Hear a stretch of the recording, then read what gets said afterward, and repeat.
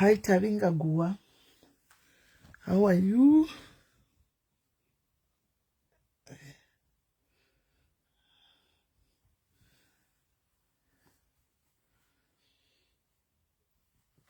Right.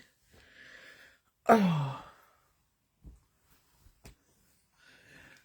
Say guys, how are you guys?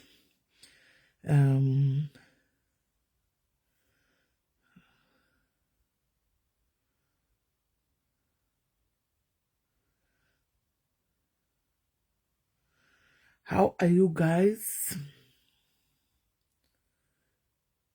Say.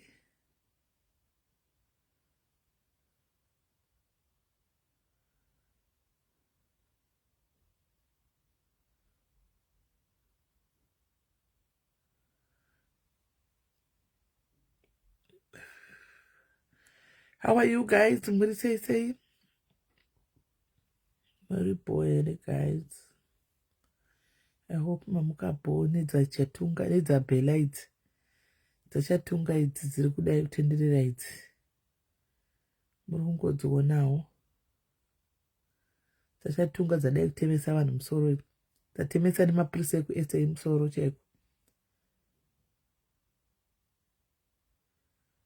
atemeswa musoro mapurisa.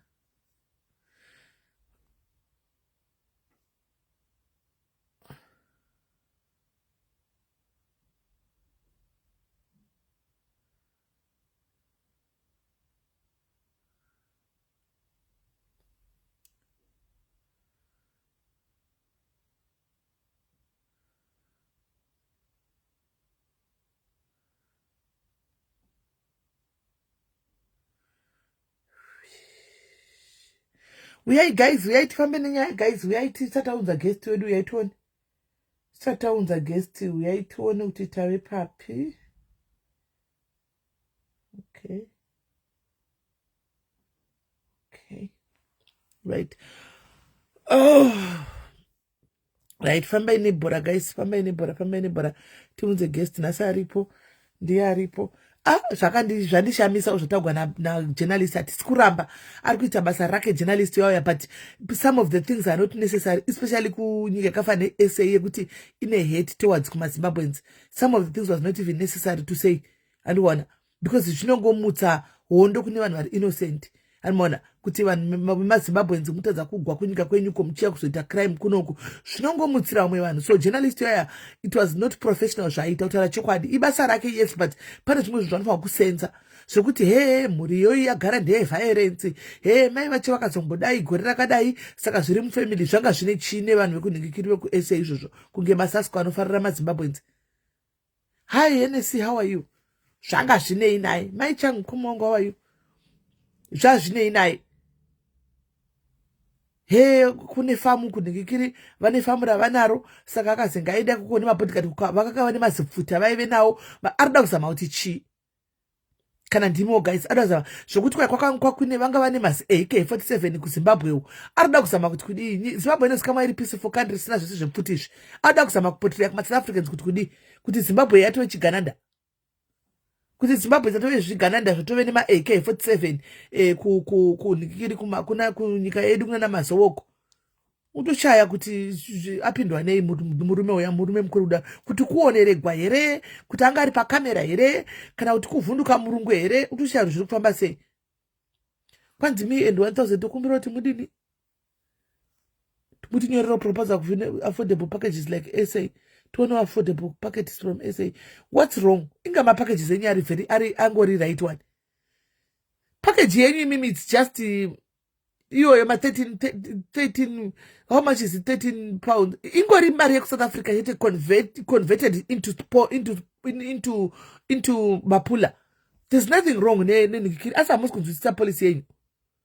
Hamusi kuinzwisisa here team Botswana. Thank you guys. Thank you Chumbrese. Hamusi kuinzwisisa here guys. Mari yenyu ndiyoyo yeku South Africa converted into Botswana mapula chete. Munouya kwandiri ndokubatsirai, you come, alright. I will come ku group renyu rekuBotswana. Ndichauya ku group renyu reBotswana. Hi Roy, how are you? Hanzvadzi. I will come ku group renyu rekuBotswana ndopinda imomo. ndichauya kugroup renyu rekubotswana totaura ndinyatso kuexplainera zviri kuitika musi kunzwisisa chete. I'll come kugroup rekubotswana, right? Handei guys, tisvike pa 450. Handei tisvike pa 450. Yes, my Elton, how are you? How are you this morning? Handei tifambe nenyu tisvike pa 450 guys, and then we can call in, we can fall in our girl aripo tinzwe nyaya kuti nyaya yakamira sei, nyaya yakafamba sei. Anditika, all right. Uyai tuone. Yes, maposa zviri sei. Zviri sei. Hai Laina. Kuoneregwa kuzere naizvo zvazvine basa re kungotsara nyaya yaBhela iyoyi adresa nyaya yaBhela ndo yanga ichibvunzwa zvekuzoti mhuri yake mai vake vakazodai zvikazodai ye kuZimbabwe kukazongwa kuine pfuti ndo hunhu hwavo vana ivava zvine basa rechiizvozvo zvekumaSouth Africans ngazvitaure kuno kunyika kwedu kuZimbabwe kwatiri maZimbabweans chete kokuti tinoziva hunhu hwevamwe vedu kuti vakamira sei hunhu hwavo tozviziva tounurana pachedu neshona ko kumasasi kokuti zvidii kumasasi kokuti zvidini shu hai nono ndichauya kugroup reBotswana. I'll come kugroup reBotswana. Ndichauya kugroup renyu reBotswana tionesana pane pamusiri kunzwisisa chete. Ndichauya kugroup renyu ndopinda ndoswera muchibvunza ndichikubatsirai. Right, handei tione guys. Muri sei. Hai Martha Mudzori. Zviri sei. Hai Liam. Lolo, how are you? Mavis Kondo, zviri sei. How are you, Mavi? Yes. And they 346, 350. And they, hi Ru Paul, how are you? Hi Ru Paul, muri sei. Hanzi whom did he shoot? Vari kuti akashita gardener wake. Animona. Vari kuti akashita gardener wake kwanzi Malawen, but munhu andiudza ine andifonera anogara pa opposite ari kuti asi Malawen muSouth African munhu akashutwa kwanzi aitomshandira ari kuti muSouth African because atonsendera mapictures achiti vakasvika munhu akatorara pasi noti manext door neighbors nepamba pamugabe ipapa manext door neighbors munhu andiudza mudiaries anoshanda pa opposite saka anotonyatsoziva vanhu ava zvokutodaro even munhu akashutwa yanetsomuso zvokudaro atoti muSouth African asi muMalawi. Amen. Kwai Botswana group neri pane basa kuneko Botswana group kunei handizivi ndichaona hangu handichangopinda zvokuti ndivabatsira nenyaya yenhingikiri yemapolisi angu I don't know zviri kuti kunei. Manje Botswana group itai kunge Joburg rarongeka manje rakambotanga rine basa o Joburg group raive nebasa zvokudaro but rarongeka vanhu varokura vanhu vakura veJoburg vanorongana vega pachavo kuita order vave neorder chaiyo varongeka zvokuti ukanzwa zvinoitika kugroup reJoburg unohwa kudada so unoita kudada kuti Joburg riri kutidadisa because ndiyo mother group ka saka unoita kuhwa kudada manyukunyuku chaiko iko zvine zvivaita vanga vane rufu 2 rwakaitika mu1 month 2 mafunerals akaitika mu1 month but they've raised 30k more than 30k yavaraisa kuti vabatsire vanhu vakafigwa so zvinonakidza sei guys. Zvinonakidza sei achataura zvake mamo uye ndiachataura chokwadi kana amuka. Zvinonakidza sei group reJoburg riri kuita kunzwa kudada naraimbobowa zvoti tiita kuhameno zvaingoitika mugroup vanhu but zvazvino riri kuita kudadisa mai mwana pa 2 months pa 1 month vafirwa nevanhu 2 but they've managed to anzi hard to please and quite slow. Manje uslow unongokuitisai kuti imimi muve slow unongoita hatisi kuti rinobenefita imimi ka magroups anobenefita imimi kwete isusu animona imimi varimo anzi bodyguard rake varimo vanobenefita imimi izvozvo kune vakafigwa 2 nekuti vanhu ava pangoiswa mutemo wokunzi pakasheka mai vako vana kana murume kana more than 30k yavatoreisa zviye kupa vanhu 2 saka it benefits who? You guys, not us. Animona Joburg inoita kunakidza unonyatsokuhwa kuti rarongeka group vanokonana votsurana pachavo ikoko vokonana votsura as very very normal as sisters right votsurana pachavo vonhingirira ikoko pachavo andimazviona so unonyatsokuona kuti zviri kuendeka handisi Mosisi Meli moziva zvese handiti muSouth African kuchi ini ndikutaura zvandaudzwa handizivi zvese mbozati South Africa. I don't know. Ini ndinopiwa information nemi. I don't know. Don't say simeni mbozati ndaudzwa. Nditori nemapictures andatopiwa nemunhu anogara paopposite pacho. Achitonitaza kuti honai pamapendi pandiri apa so. Kwai ndakaburiswa mugroup reJoburg. I don't know kuti group reJoburg zvinofamba sei. Handizivi and I don't want to comment kuti makaburitsigwei because handizivi. I don't know. Handizivi kuti makaburitsigwei. Handizivi ndikakomenda zvandisingazivi. Handizivi but handifungi kuti vangokuburisa just like that. Pasina chaitika. Vangofuma vangobuda. I don't know. But admin acho naunzwisise. So group reJoburg rekutanga iri riri kuti vari kuti ivo vave bo havasi kuda vamwe vanhu vanobva kuoutside because vanokonzera nyonga. So maadmin it will only be fair kuti muvhure rimwe second group. Vhurai second group and put people there and put mongoisa order ikoko. Because munhu wese anoda kuzokuwa anomubatsirawo panguva yezvakaoma. Handizvo. Vanhu vanokwanisa kutodi vanoda kuzobatsirikanawo kana awana panguva yakaoma. Saka iroro link reJoburg group iri ragara remakore riripo vari kuti havasi kuda confusion from new people. It's fine. Admin open a second group reJoburg racho. Antika mosiona kuti mungariningirira here mungarita kuti ivo moisa order ikoko. Botswana group link andina link mopiwa link ikoko Rosina ririko ana Rosina msati mapinda group reBotswana nanhasina namaIdzembe imi muri imi vanhu vepano zvekudaro. Sure. Pindai muningikiri kumagroup batai madmin mucomment section imo vana shumburisiwa vakuisei ikoko. But vanhu vakawanisa veJoburg vasina kupinda nevari kuti takabviswa group uko. Chinopindai kugroup nyuwani racho. Chinopindai kugroup nyuwani ikoko racho reJoburg. Chinopindai kugroup nyuwani reJoburg iroro. Imimi magara muchibva kune vamwe makutoziva zvamunoita kugroup nyuwani ikoko kuti munoita sei. Chitopindai kugroup nyuwani iroro. Rekipita ndagara ririko kudhara ngonopindai kugroup rekuprovince kwenyu ririko. Kwai takangona taburiswa pemu. Maichiko iwewe uri munhu wakudhara unozongoburiswa just like that pasina chaitika uri munhu wepano iwe. Uri munhu wepano. Chipindai kusecond group maichiko ikoko. Chipindai kupozo uri munhu wepano ini ndotonyatsa kuziva zvisina mboudzwa wana kuti chi unobuda sei mugroup unoburiswa sei mugroup chi chakaitika. Kune zvakaitika maybe. Kune zvakaitika. Chi sai kuningikiri admin vavhurirei group nyuwani. Batai maadmin mutaura kuti tinoda kupinda kugroup racho nyuwani reJoburg iroro. Andika muchazongosangana newe kugroup muchazongosangana newe kufirst group yacho munoita mafunction enyu eJoburg muchidi munongozozivana munozongosangana. One day munozongosangana mose. Anmon. Saka itai saizvozvo. Kwai ndakangona ndaburiswa vanhu vacho vari kuti vakangoburiswa kana really vanhu vepano kudaro mungangona maburiswa just like that guys zvamutaura zvimeke sense. Inini mutori vanhu vepano zvekudaro zvandotoziva ini mungona maburiswa mugroup just like that. Nai maadmin zviri kumeka sense here muko muri kuburisira vanhu kugroup. Because vanhu vepano vanotoziva ini pano kuno kuFacebook zvekutodaro vanhu vacho vari kutaura vanhu vanotoziva zvekutodaro kunoko. Kuvaburitsigwei. Kuvari kuburitsigwei.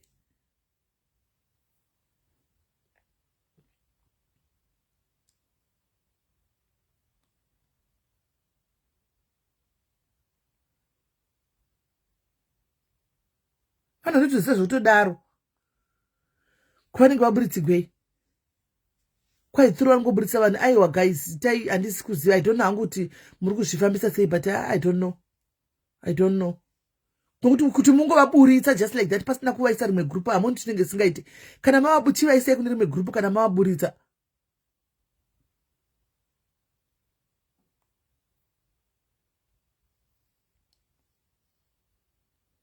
Chivaisai kune rimwe group kungovaburitsa mumakandira panze haisi kushanda hazisi kubuda guys. Kana mavaburitsa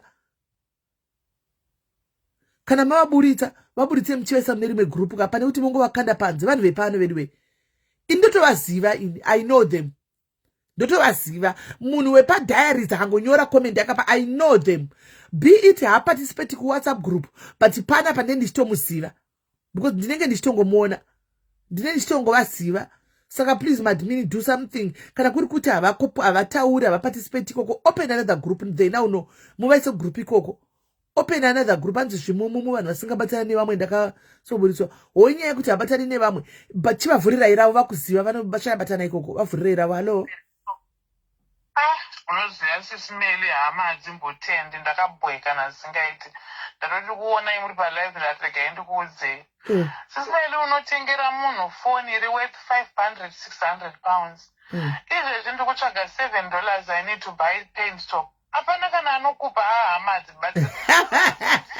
kubatsira zvangu vatorwa inini sisimeli ndakatsamwa singaiti papapa ndakatsamwa singaiti kune vanhu vatisina kune hava dzatisina ukama nadzo wakavatengera foni 500 wakuda $7 havachabuya $7 ndisireva $7 paecocash ndabhoeka nasingaitini zvakaoma izvozvi dei anga ari mutogwa wakabatsira izvozvi mutogwa waunobatsira kwangonditengera open stop yanotokutengera ukutumira ndina basa nazvo ndicharamba ndichipa vatorwa mari dzacho ina fokofu zvinobhohwa ndabhoeka naini zvinobhohwa zvisingaiti akodiya zvinobhohwa zvekuti alright boys sivakomana adyiri muroi kunyara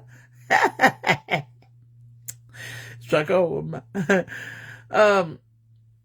right vaburitsei sorry vavhurirei group ravo guys open their group vapinde ini madiaries ndinovazanzi munanetsaka ini madiaries ndinomaziva guys vanogona kuti vasiri kuparticipata group kwenyu but ndotovaziva zvokuti akaita problem ndotoziva kuti uyu munhu wepano I know them. Remember ipapa ndakatasana nemazita enyu kapakamera pese vari baya live ndichingoona mazita iwayo saka ndopesa ndakuziva iva namaichiko ivava anzi napemaichiko ini zvegroup handichadi ndodotambira pano but zvegroup zvakanakira tinobatana nevamwe chiro kaita dambudziko vanhu vanoziva vanobatana newe ndozvazvakanakira andiwana kugroup iko zvakatofodza sometimes they don't even have kukam kusocial media kunoko ikoko kugroup ndokupedzera masports ikoko kugroup so anditozivi wangu kuti munozvifambisa sei I don't know just open another group muvakanda ikoko right okay guys mamuka sei tamuka sei saka tauya panapa tine mwanasikana wedu tine nyaya yedu tavange takazwa nezuro but unfortunately akazondisira apology achindasvika kumba late anomaona kubva kwanga ari so atisi tokwanisa kuita izvozvi nhasi saka tinaye pano regai timuede baby girl kana uripo please requesta ukwire pafacebook request ukwire pafacebook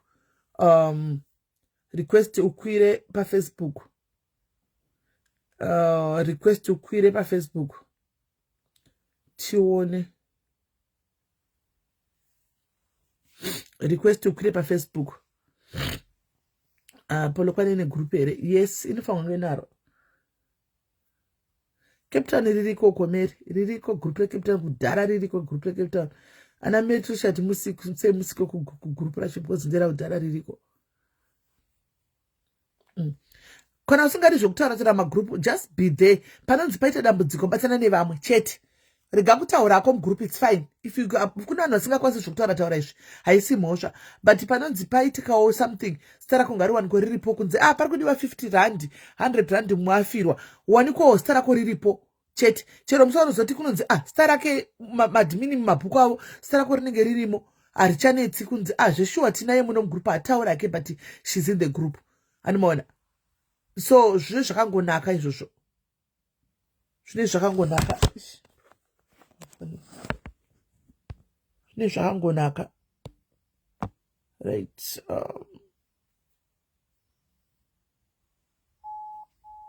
Rasenberg iri kupinda muJoburg Alice Rasenberg iri kupinda kune reJoburg ndakumirira Facebook ndakumirira ukasvika hautuziva nyora kuti ed taipa kuti ed macomment section chakuona ndokuedha okay sharp alright okay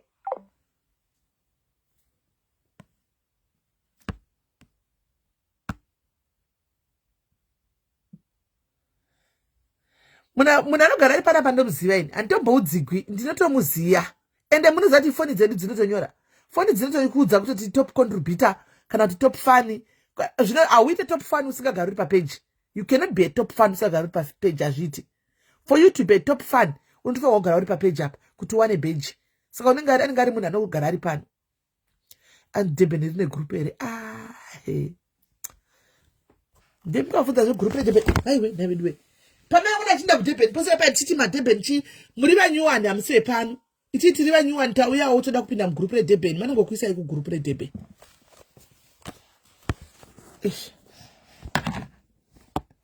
Ingodaro tiri vanyuwani pano toda kupindawo kugroup reDurban. Vanokuisai kugroup reDurban. Ririko group reDurban.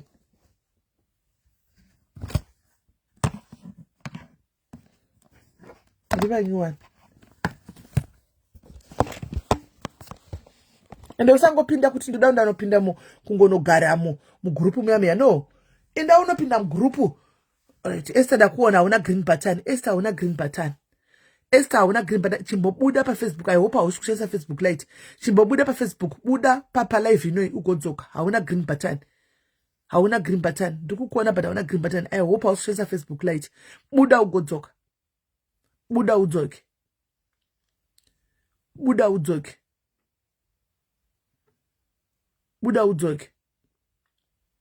Udzoke uje unyore futi kuti Ed.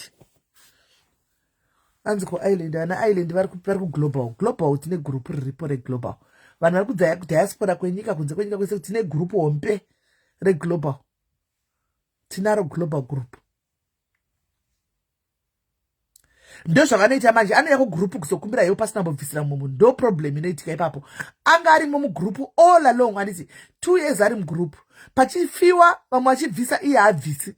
Osita dambudziko yauti ndibatsirei. Saka vanhu havana kupusa manje maadmin kune mapay kumabhuku ariko. Hautauri, haubvisi, wafirwa, wakuti ndafirwawo. Vanodzokera kubhuku vonotarisa. Hauna wakapinda mugroup dhara panga pachitanhamo vamwe vachibatsira. Antika, you never even contributed any 20 rand. Then wauya uti ini ndiri mugroup ndibatsireiwo ndafirwa. They will not help you. They will not do that. They will not do that. They will not do that. Vanotokudza kuti iwe 2 years pane pekuti pari kubviswa mari nhasi anditi haunawo. Kwaita nhamo nhasi hauna zvinohwikwa. Kwozoitawo imwe yekuti kwazoitawo after 5 months kwaitawo futi imwe nhamo. Andika wosacrifice kubvisawo 20 rand yako kana 50 rand yako zvinohwikwa. Zita rako ngariwanikwe riripo pawakambobvisawo. Kwete ngoti hapana pese ndufuso dzinoitwa hauna paunowanikwa kana pawakabvisa wozongoda kubudikira kuti ndafigwa ndibatsire havasi mastupitika. Vanongokudza kuti iwe saka tijairira panapa. Ndondijairira asi. Vanongokudaro. Ndondijairira asi.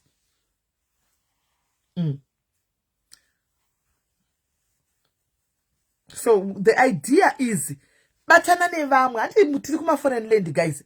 Tinodawo mutoro ureruke kana chera pane matotaura kuti hanzi ndibatei Rose chera Rose kune matotaura mucomment section kuti ndibatei one ari matotaura ndibatei ndikuende batana nevamwe kuti mutoro wacho ureruke anditi unofirwa nemwana kana mai usina kana pekutangira animaona usina kana pekutangira idzo shamwari dzako idzi dzerwendo idzi family diaries family yako manje ndo painopinda kuti hauna mari chirega tikupe mari ubaye andiona chirega tikupe mari unoitawo funeral unohosa funeral you see kana ukafirwa uri muJoburg imomo ndo futi vanhu vanotaka kusvika ivavo andiona ndo vanotosvika kuti ona iti ashaikirwa handei guys vari kubva vakadai ndevapi vari kubva vakadai ndevapi tisangane tiri kusvika nguva vanenge vanewe andiona vanenge vakamira newe ndo that's the idea because unenge uri 1 pamwe hauna kana hama pamwe mungori 2 wodi batana nevamwe munhu ngabatana nevamwe ndo chokwadi of course vamwe pamwe pacho unenge usina mari but haungazishawi pese asi wochizwa ndoda kuzobatsirwawo asviko isu tine global rine tsipango dzipaita nhamo tinongotaura kuti kwafiwa ari kuCanada Australia UK munhu wese anongobvisa mari yake ma5 pounds ma10 pounds depending nemari yanaye panguva iyoyo mari yotopiwa inotorezwa mari yakawanda bvunza vanhu vari kuglobal itoreza mari yakawanda dzinongoendeswa kana 1.5 kana 1.7 otopiwa munhu mari yake ichema zvotopera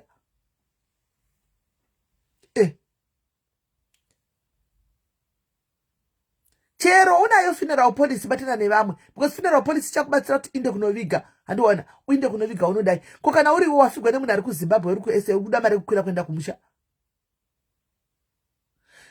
veve kuPretoria vane group here kunofanira kunge kune group mari kuPretoria ririko I think kune group rekuPretoria something like that I think iko zvino Botswana yachona muri kuti hakuna order, but kuBotswana kuda kurongwa function. Kuda kurongwa function kuBotswana handika. Kuda kurongwa function kuBotswana ikoko. Munokana musina order munoironga sei function yacho? Musina order. Munoironga sei function musina order muchama function chamuonera kuJoburg. Muchamaonera kuJoburg mafunction. Botswana itai order huko. Amudi tikushanyire kuBotswana. Amudi tiuye kuBotswana chiwa.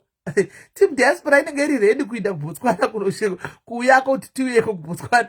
Imi motanga kusarongeka naana chichi. Muri kuzvamisa sei? Rustenburg iri kupinda kuJoburg. Rustenburg muri kupinda kuJoburg. Muchapinda mune riri kuvhurwa nyuwa. Nai.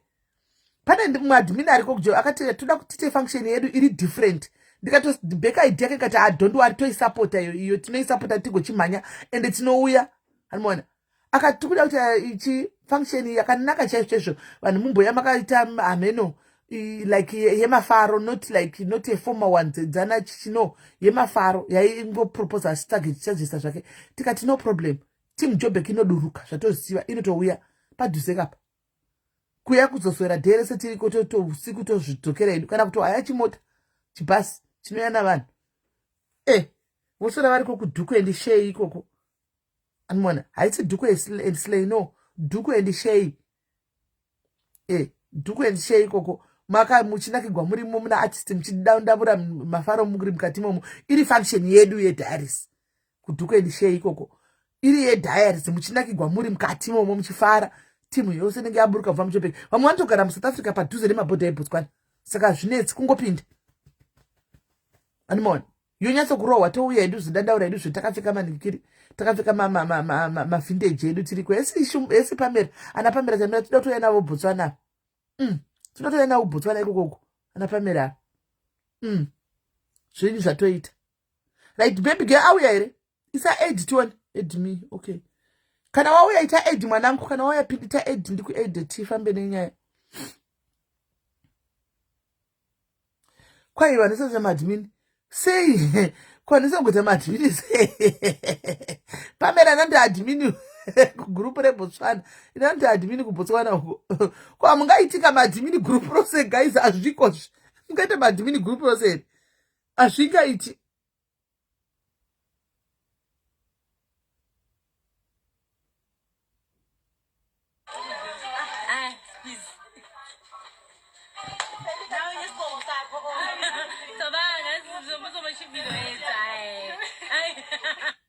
Shame. Alright, after zakupinda ndofunga ne Facebook Lite. Anonga ne Facebook Lite. Akuti asikona grimba ne Facebook Lite azvisizve Facebook mwana wangu rikatite chokumi eda panapa. Titaure naye ari panapa. Ndishakutaridza ma pictures anyway musongo musiwa. Right. Welcome baby girl. Hi, this is Mary. Takafara kuona kuti wakadzoka uri mupenyu mwana wangu. Yes, you're Aiwa tinotenda Mwari. Right. So it seems as if panapa pabatsirwa vanhu vakawandisa. Vamwe vatokangamwa, vamwe vachiri kukuziva, vamwe vakangamwa kuti ndeupi. Vamwe vanyuwani. They would want to know your story again, kuti what really happened. And I personally would want to know how you copied kujere, how you were coping there, what was happening there, chichaitika magariro cha, because now you are out. Wakosanyadzotudza zvimwe zvinhu zvemukati zvaiitika zvangosakwanisa kutaura panguva yangu vari mukati kuti kujeri wakamira kudai. This story will help others as well varimo mucrime kuti vazive kuti crime does not pay, ende vazive kuti kumajere kwakamira sei, because tajara kudzwa hedu nevarume kuti kumajere sisiso hatizivi kumajere kwevakadzi kuti zvakamira sei. So if you can take us back on the sorry to open wounds, but talking about it is part of healing, and kuti tera back on the day of your arrest, with what happened, chi chakaitika, chakatangira papi tika svika papi. Before we go any further, I think we'll find out 24 my questions because it's a lot that happened. So then I talk around, please remember later. Like, I will ask questions along the way. But as for now, let's start on the day of your arrest. When you got arrested, what really happened? For you to get arrested, what happened? What transpired? Okay, my baby father, we are traveling to Johannesburg. Yes. Okay, From where? can do some shopping there. from Maibvepi. Cape Town ndani to Okay. base ku Cape Town Okay. ndokwandagara All right. ndikatoti okay it's okay but toenda nemwana okay then avatobuka flight yemanheru then I don't know what happened avangodzoka achiti hazvitaitwa kuti tiende tese iwo ndonoenda nemwana ndikati it's okay since ndichizofamba nemwana but hazvizoita kuti ndisvike ndindega kujohannesburg and outside stress because unongochigara chiri paguest house so and then uzonoita mashopping ako and what not. So basically, you said you were going there for shopping. Yes, and I'm also going to see his brother. Achandipa something for him. All right. Okay. Yes. So, okay. Atuzondibhukira bus remangwana. Ndobva ndatotora bus. At that time, I used to stay with my mom, but my mom moved out because of wangu kushanda and stuff. So, nachingugara ini nemwana wangu. He was staying on his own. So, yeah. Ndobva ndaenda mama wangu asitomboziva kuti ndiri kupi, you know. Okay. But a day before, before something happens, not to feel like something is off. Yes. I went to see my mom. I went to see my mom a day before I got arrested. I traveled. Dancing because of like we were having issues because of that relationship. Yeah, but I just felt like I need to see my mom. And I told her, we were happy. And then after, no, I have to go. Because I knew I'm traveling the next day. I didn't tell her. And that's why this is the next day. And then why one of my pictures she posted a status and then all my pictures are good, okay. So around 2 a.m. I remember before I arrived in Joburg, Chamarema Monk, I got the phone and I said, hey, are you okay? We're cool. And guys, somewhere, but I'll be back, Ndazokura sawo chinengirikina ndauya kuflat kwako and then pampakazara maprisa paine ropa so ini ndada kuzoti chii chikuitika and then wangasingandibvumire kuenda forward ini ndatotsamwa but then ndatotsamwa kuti why is she telling me that there's someone who's traveling, but then I didn't tell her kuti ndiri kutravela kuenda kupi and what not, those like kana chida kufamba zvezve usingade ma-big lights and stuff. Yes. Bypass accident. That was in my head. Kopasi rikazita accident and then she's telling me that. Okay, ndakatozoarriva kuJohannesburg zvakanaka. Ndobva brother yake atondifonera kuti are you in Joburg? Ndikati zvikanzi I'll come see you tomorrow. Is your phone on loudspeaker? No, it's not. Are you having earphones? No, I'm not. Okay, why is it on All right, let's go ahead. Don't give me echoes or something. All right, let's go ahead. So ndova brother yake atondifonera. Okay, the next day I went out. I got some shopping, then to my handbags, and then also tengesa because I love business. So I bought some handbags for my friends. I said, we are tengesa. I bought handbags, and then I went back to my guest house room. Avandifonera achitoti call your baby father umuzoti I'm here. Your brother is here. Then the brother left. Okay, you understand because I know what the language is Nigerian. Yeah. The guy left and then the phone you said I'm going to stay only 2 days and let us talk, So please book me a flight or a passenger to get back. She can see, just relax, it was just a small misunderstanding. Okay. Then the third day, his brother, again, Agati, can you please take an Uber from where you are to Akantimira location and another Uber. Vanenda kunonzi ku Vanderbell Park. Yeah, Vanderbell Park, Kuval. Vanonzi kunonzi Kuval. Vandatende koko. Ndatosvika koko, there were two. I was in the Uber, then there was a car waiting for me. Ava anengirikina, avato. When then we paid the Uber guy left, Vandapinda motel, Shupina motel, she can declare one of your luggages, Vandatum and then in Vandatran take, she can then some motor Europe, Vandatran some motor Europe, and then Avazo tear on your bag. She can say, and that's okay. And the Torah Nikini, that car drove me pane this other area muvhawi imomo pane spare ndatogara ipapo nemwana ndakamirira basi rangu kunzi raisvika na6 dzekumanheru. Okay, ndatogara papai. And then 6 o'clock yachaya, bus was there, pandakwira ndandakuenda Cape Town. Okay, ndichitoenda Cape Town. He was calling me every 30 minutes. Are you okay? Ndoti, I'm okay. When I say, he's okay. And ndabva ndazopinda imwe area inonzi before, I don't know if I was already in Beaufort West or it was before, but then basi rakastopa varitopinda varungu 2 and 1 anenge ari asina kupfeka uniform zvikanzi bva vatarisa then they left. I thought kuti vari kutocountership, maybe passengers, you know.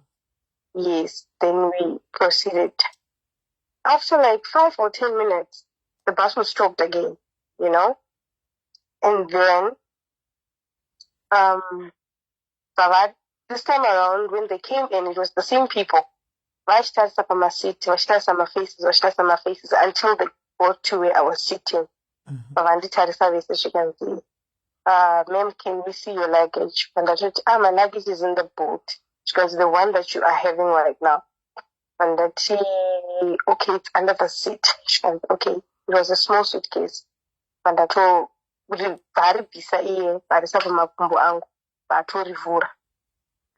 Arivhura vaisa ruoko rwake pasi straight.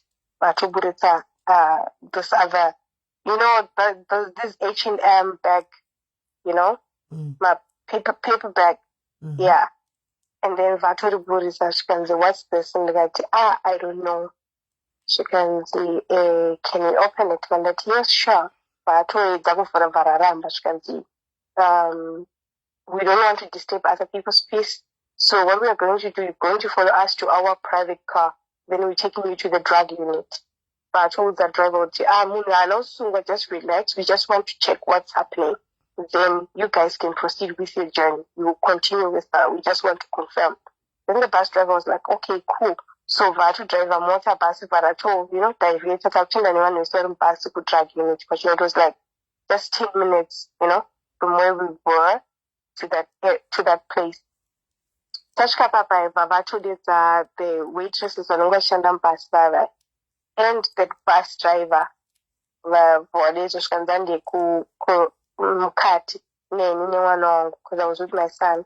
He was 2 years at that time. Vakatopinda nemwana zvikanzi vatotora knife yavo vatanga kucheka chaichonetsa kuvhura chinhu ichocho. Zvikanzi, are you sure you don't know what's this? Because I don't know, but what I can tell you is my baby father's brother is the one that put it in the bag, because I told him, can I have the bag, you know? Okay. So now vavatora kabao white, vavaisa this thing in my mom. You know, I can tell the cool salts, like, you know, it's very white. Okay, that took it as that, so it was one year or anything like that. To go test it, it's some variety of change up the purple. Then you know, to Wagato, Takurama drug, and what was so, but if I change, then you guys are going wherever that you were going. And I thought, okay, no problem. But I some vraya. But in my hopes, but I some vura. In less than 2 minutes, I'm going to change the paper. Hey. Because you are under arrest. Anything that you're going to say will be used against you in court. And what we are going to do right now, you are not going. I was still having my phone on. You are not going anywhere. And also, you are not going to make any calls. And what we want you to do is also open this bag, so you are not telling him that you are arrested. You know? So I'm just gonna take you back. I'm not going in that deep because like, you know, I'm not ready to talk about a lot of things. Yep. So I realize now, this guy, it's quite dangerous. I'm panicking, I'm scared. And then at that same time, you're also cold.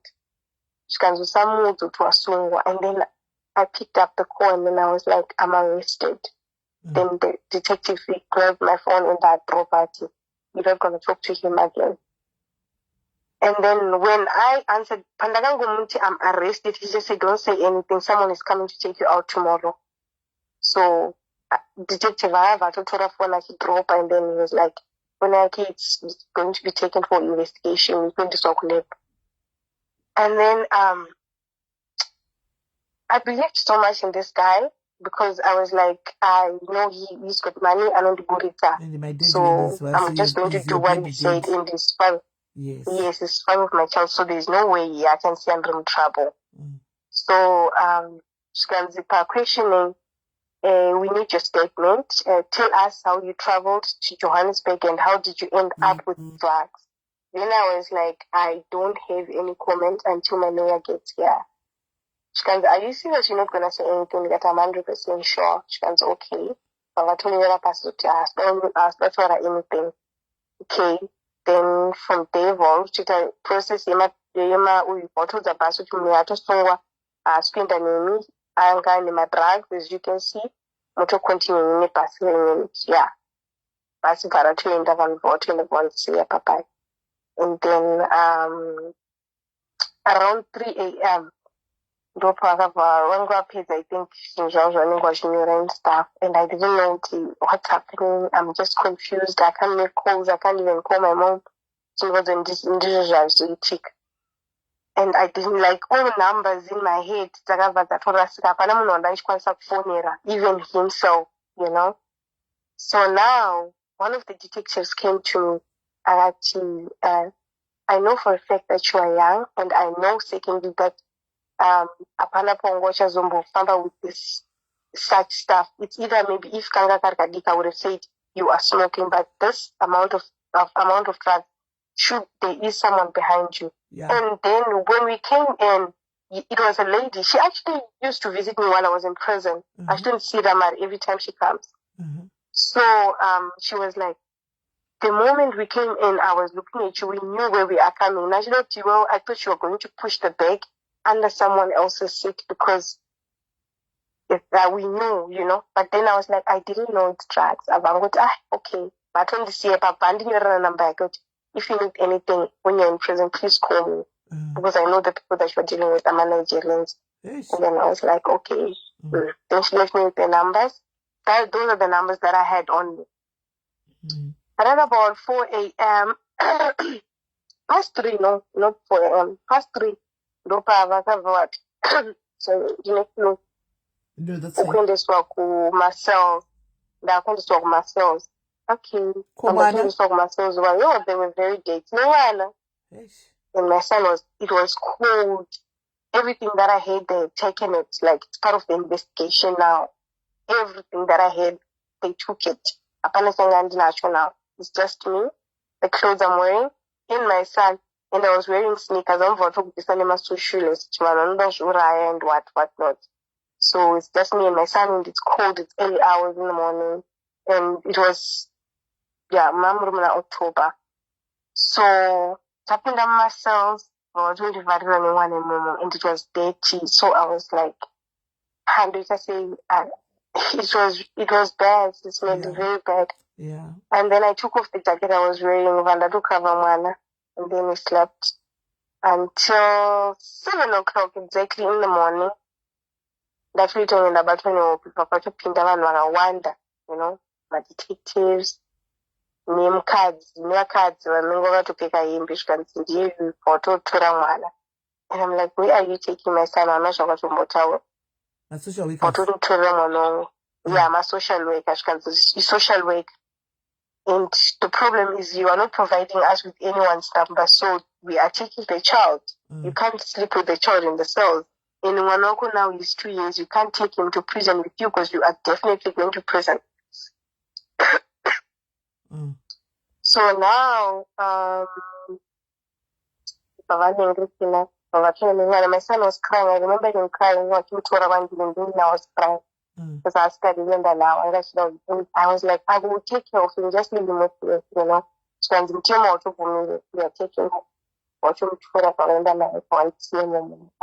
I was crying. I was praying. I was crying like okay, ndinobuda today now, I'll be with my son.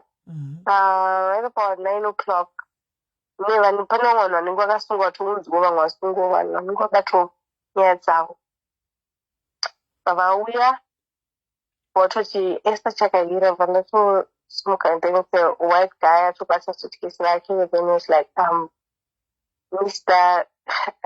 should I mention names? I shouldn't, right? That's up to you. It's a story that happened, right? It's not like it's fiction or you're creating up a story. No. Yeah, anyway, but with Mr. Eze, Mr. Eze sent me Kwauru so tell me what happened. So then I just told Kaka at first. Since I reached out, exactly what happened. But I told him, I'm going to join this big basic guy that came out. No, don't worry, I'm being paid to help you by Mr. Eze. Just tell me.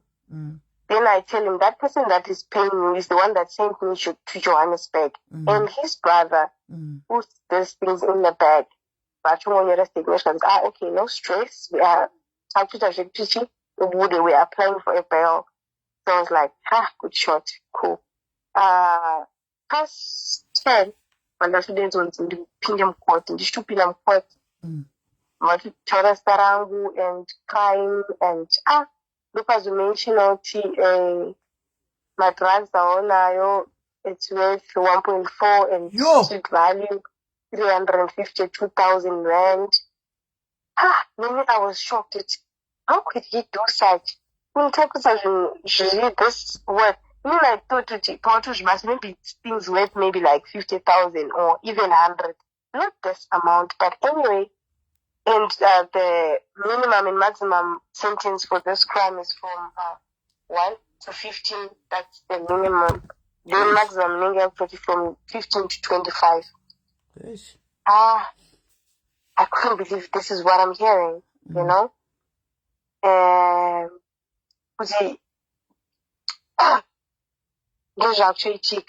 then voted Jenny and the accused doesn't qualify to be out on bail because of Anne King. I was having my Zimbabwean ID. Can you believe it? In South Africa, I used to fly in Zimbabwean ID. I would buy my flight ticket for Flight Safe and I would fly. Yeah, so by then it was by then zvanga zvaita waitenga neZimbabwe vaingoda any form of ID by then zvaita. Yes.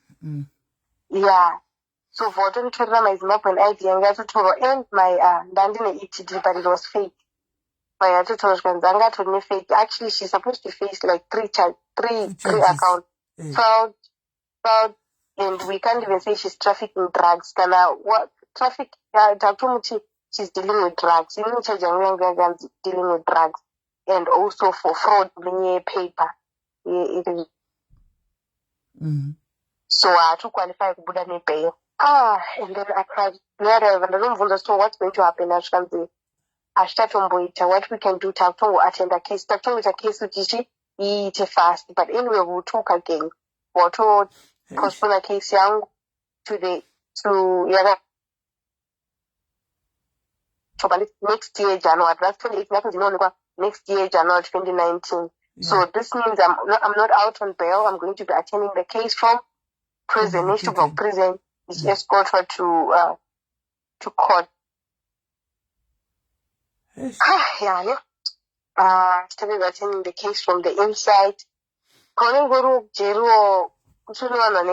Like I'm full of I know when I watch advice out, you know. How can a case mama one? This is another person's advice. I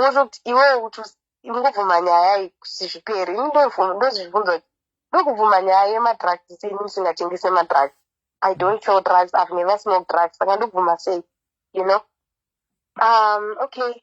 I started attending the case, and then Papa raised another concern. Panenda court footage can be. Actually, Munu also found out in the case at the kids' court because of Anga's travel and the drugs. Okay, these drugs were under his seat. Yes, and they were under his seat. And my drugs are under the seat. Let's say it's pounding down into a weight, pounding of Pastor Mira, Manosia, Manarim Pass. One of running drugs. What was going to happen? So she's supposed to attend another case. That no account like one day, Papa. Sure.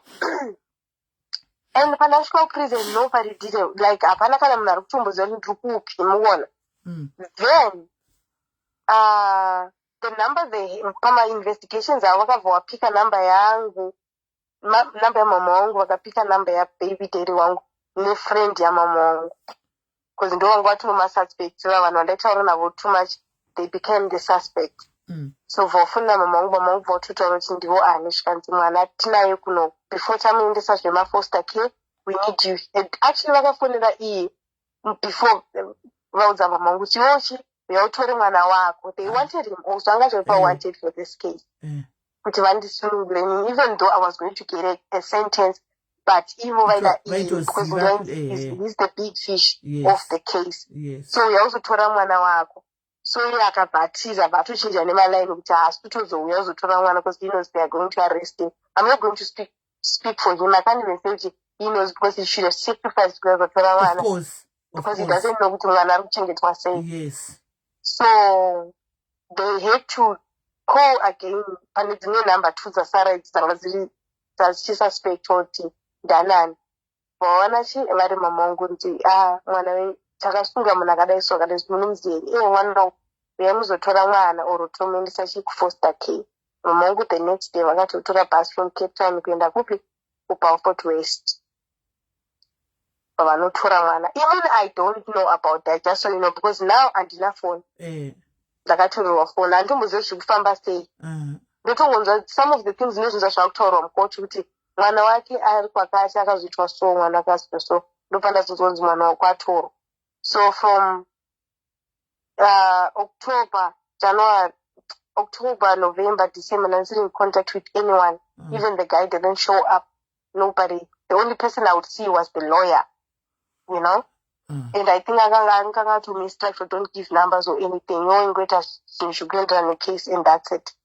Okay, so time passed until that's when out of the blue nditore kuprison. And I told Chakaira udiwa and I turned up office and then when I get to the office around I got to the mascot because the prison you know for 1 or 2 mascot. I got to my 2 and kana uri unsentence munoita ma visits on munoita ma visits from Tuesdays and Thursdays. So Saturdays and Sunday ndoye machi sentence. So then I'm unsentenced. So no one visit from Tuesday and Thursday. So we actually on a Friday. So that means it's not our visiting day. And I attend this office head of prison. The church I didn't notice him. The church and then I saw him he's holding some plastics. And then like I'm in uniform, I'm looking so miserable. Hi. Then the way I was so angry and whatever, I just took the plastics because I was in need of it. I took the plastics and then I left. Like, I don't want to talk to him. And I told him, see, I'm office in the mom. And then they also considered it, I got to Buddha because of Munuawa. So now it's not allowed. Yes. But cannot end. And then he left. And then also on the weekend, and then I received a call again. Not a call. Remember, not that Esther. They send you money and airtime. Depending on the world call, Nations Come Prison. It's for public phones. There is your world call and phone numbers. I Papa my number and Mama and his numbers is. So I started calling my mom. That was what we're going to trauma and my son is okay and I wasn't stressed, but she was forever crying like, yo, Manong, are you okay? You know? Yes, and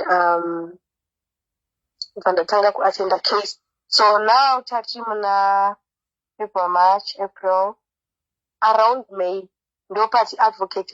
Listen, Esther, what we are going to do is I spoke to the prosecutor. Case I got transfer from district court to regional court.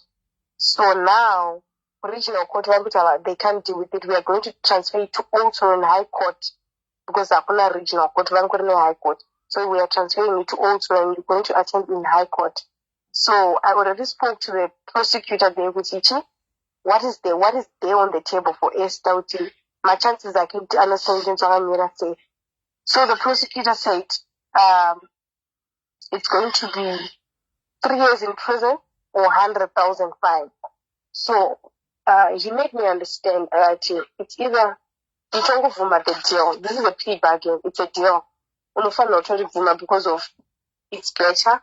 You won't stay long in prison. At least even if akasabhadhara Mario uchagara 1 year 6 months. Akasabhadhara that 100,000 irikudiwa unogara 1 year 6 months. So which one is good for you?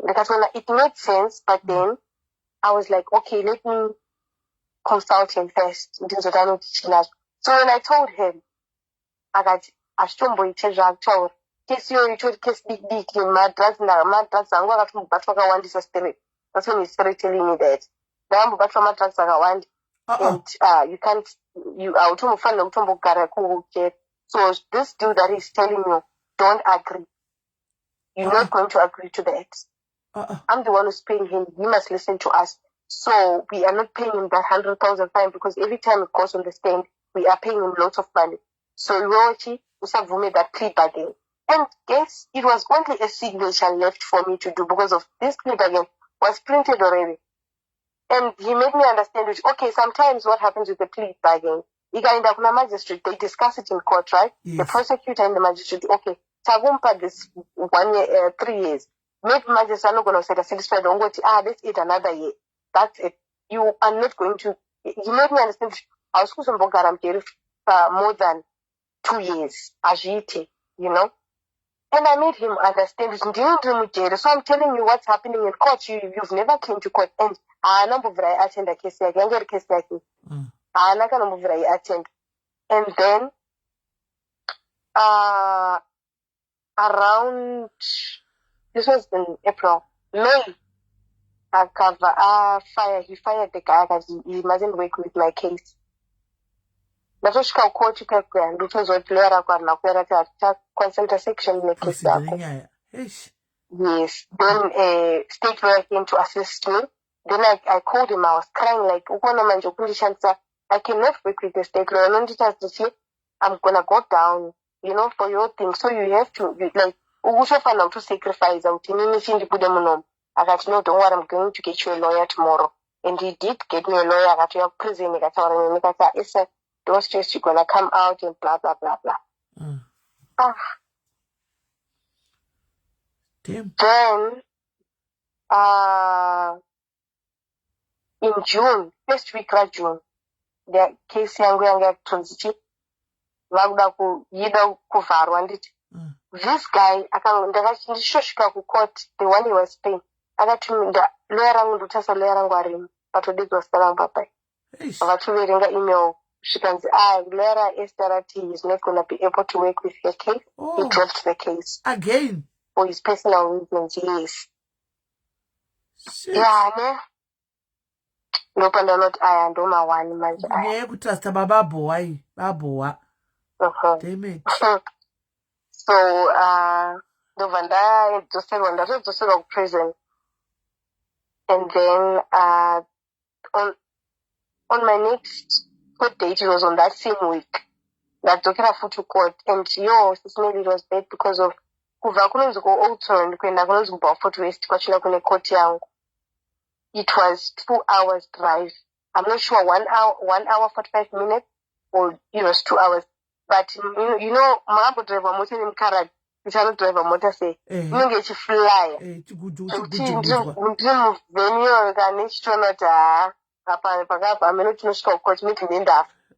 was scary the way this guy was driving the car. But anyway, Nanatoshika court. Nishoshika court, and then I found this lady looking for me. Where's Esther Chakera? I don't even know the lady. It's my first time meeting her. Hey, hi. Cindy, that was her name, Cindy. She was South African. I heard that you arrested. So I was the teacher say, Ndugu Karamunom. Ndopatara kuti inonzi tokitira kuribiwe. Then vanovhotera sei vakusiya tokitira kabiwa. Yes. So who are you? I told him, who are you? Because you are very young. Then I told him, baby mama wa Kirishkan. You didn't tell me. I'm actually his girlfriend. Oh, And then I was like, okay. You don't say Esther Iwe. I'm telling you. Wow. I'm like, you know, at this point, I was like, yeah, and then there was nothing I could do about it. Absolutely nothing. Yes. And then she was like, okay, do you need anything? And I told her, and then she went and bought it for me, Kira, and the food, but I didn't eat the food because I didn't trust it. Yeah. Then I left. They took me to prison. But in the sub prison, ndakutonzi musi wa14 ndo final yangu. And now kesi yangu yato inonzi trial. Yeah. Vandidzosera prison. Okay. The guy changed his name. Do you know people that I'm sure people that are listening to this story that has been there's a lot of people that has been to prison that knows me. Yeah. I used to like ndikamfonera. Sometimes I need airtime because I I'm very close to my son. That's not trying to always. I just wanted to hear my son's voice. So sometimes airtime ngiyapera, you know. Yes. So nomfonera ndomudzoti airtime. So sometimes yangu yapera, so I ask someone to just borrow me like 10 rand. Let me make a call. I'll give you back after this call because you will go all out, you know. So whenever I pick the call and call him, like, can you please send me airtime? And then he'll be like, good morning. I'm like, you still want us to talk about good morning. I need airtime. I will call you back. What a drop a call. Then I will cry. And whenever I cried in prison, I want to tell my mom, you saw. You know, I'm a Nigerian. Do you see what Nigerians are doing? I would cry. Like, there was also like, I can't believe this is happening. Yeah. All because of you. And then yet you are doing this to me, you know? And then don't tell me that give up food. But at the same time, what should I do? Then every time I took paid up because of you can get voicemail, you know, what kind of to rent, you know? So you know I took pay and also sometimes for go for us to die to the ATM.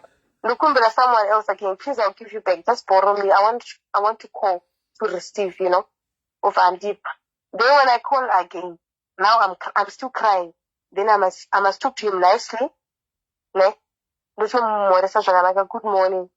What a good morning. Hey. How are you? I'm fine. I don't know what to right. Even though I'm not fine. No, I am fine. Then I'll be like, I'm fine. They will be like, okay, do you have a pen and a paper? Look, yes. Okay. There it is. And then after that, I'll be like, I'll drop the call. Later, my calls are on the phone with mama wangu. And I will speak to my son and my best friend that died in Rutendo. So I don't know if you know the story, but yeah. Then I would call her. And then the one who was in prison. Yeah, I got Cape Town. And then those are the people that I used to call every time. But whenever phone, I would call them. And then now, that's end up for my final. And it's end up for my final. Casey and got to trailer. And I was the last person to be called. I didn't know there was SABC people in the court though. Yep. Yeah. Yeah, so the trailer, and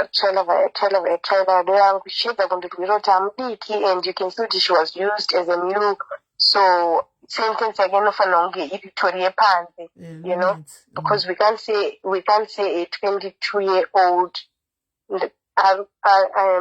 animal drugs at this amount.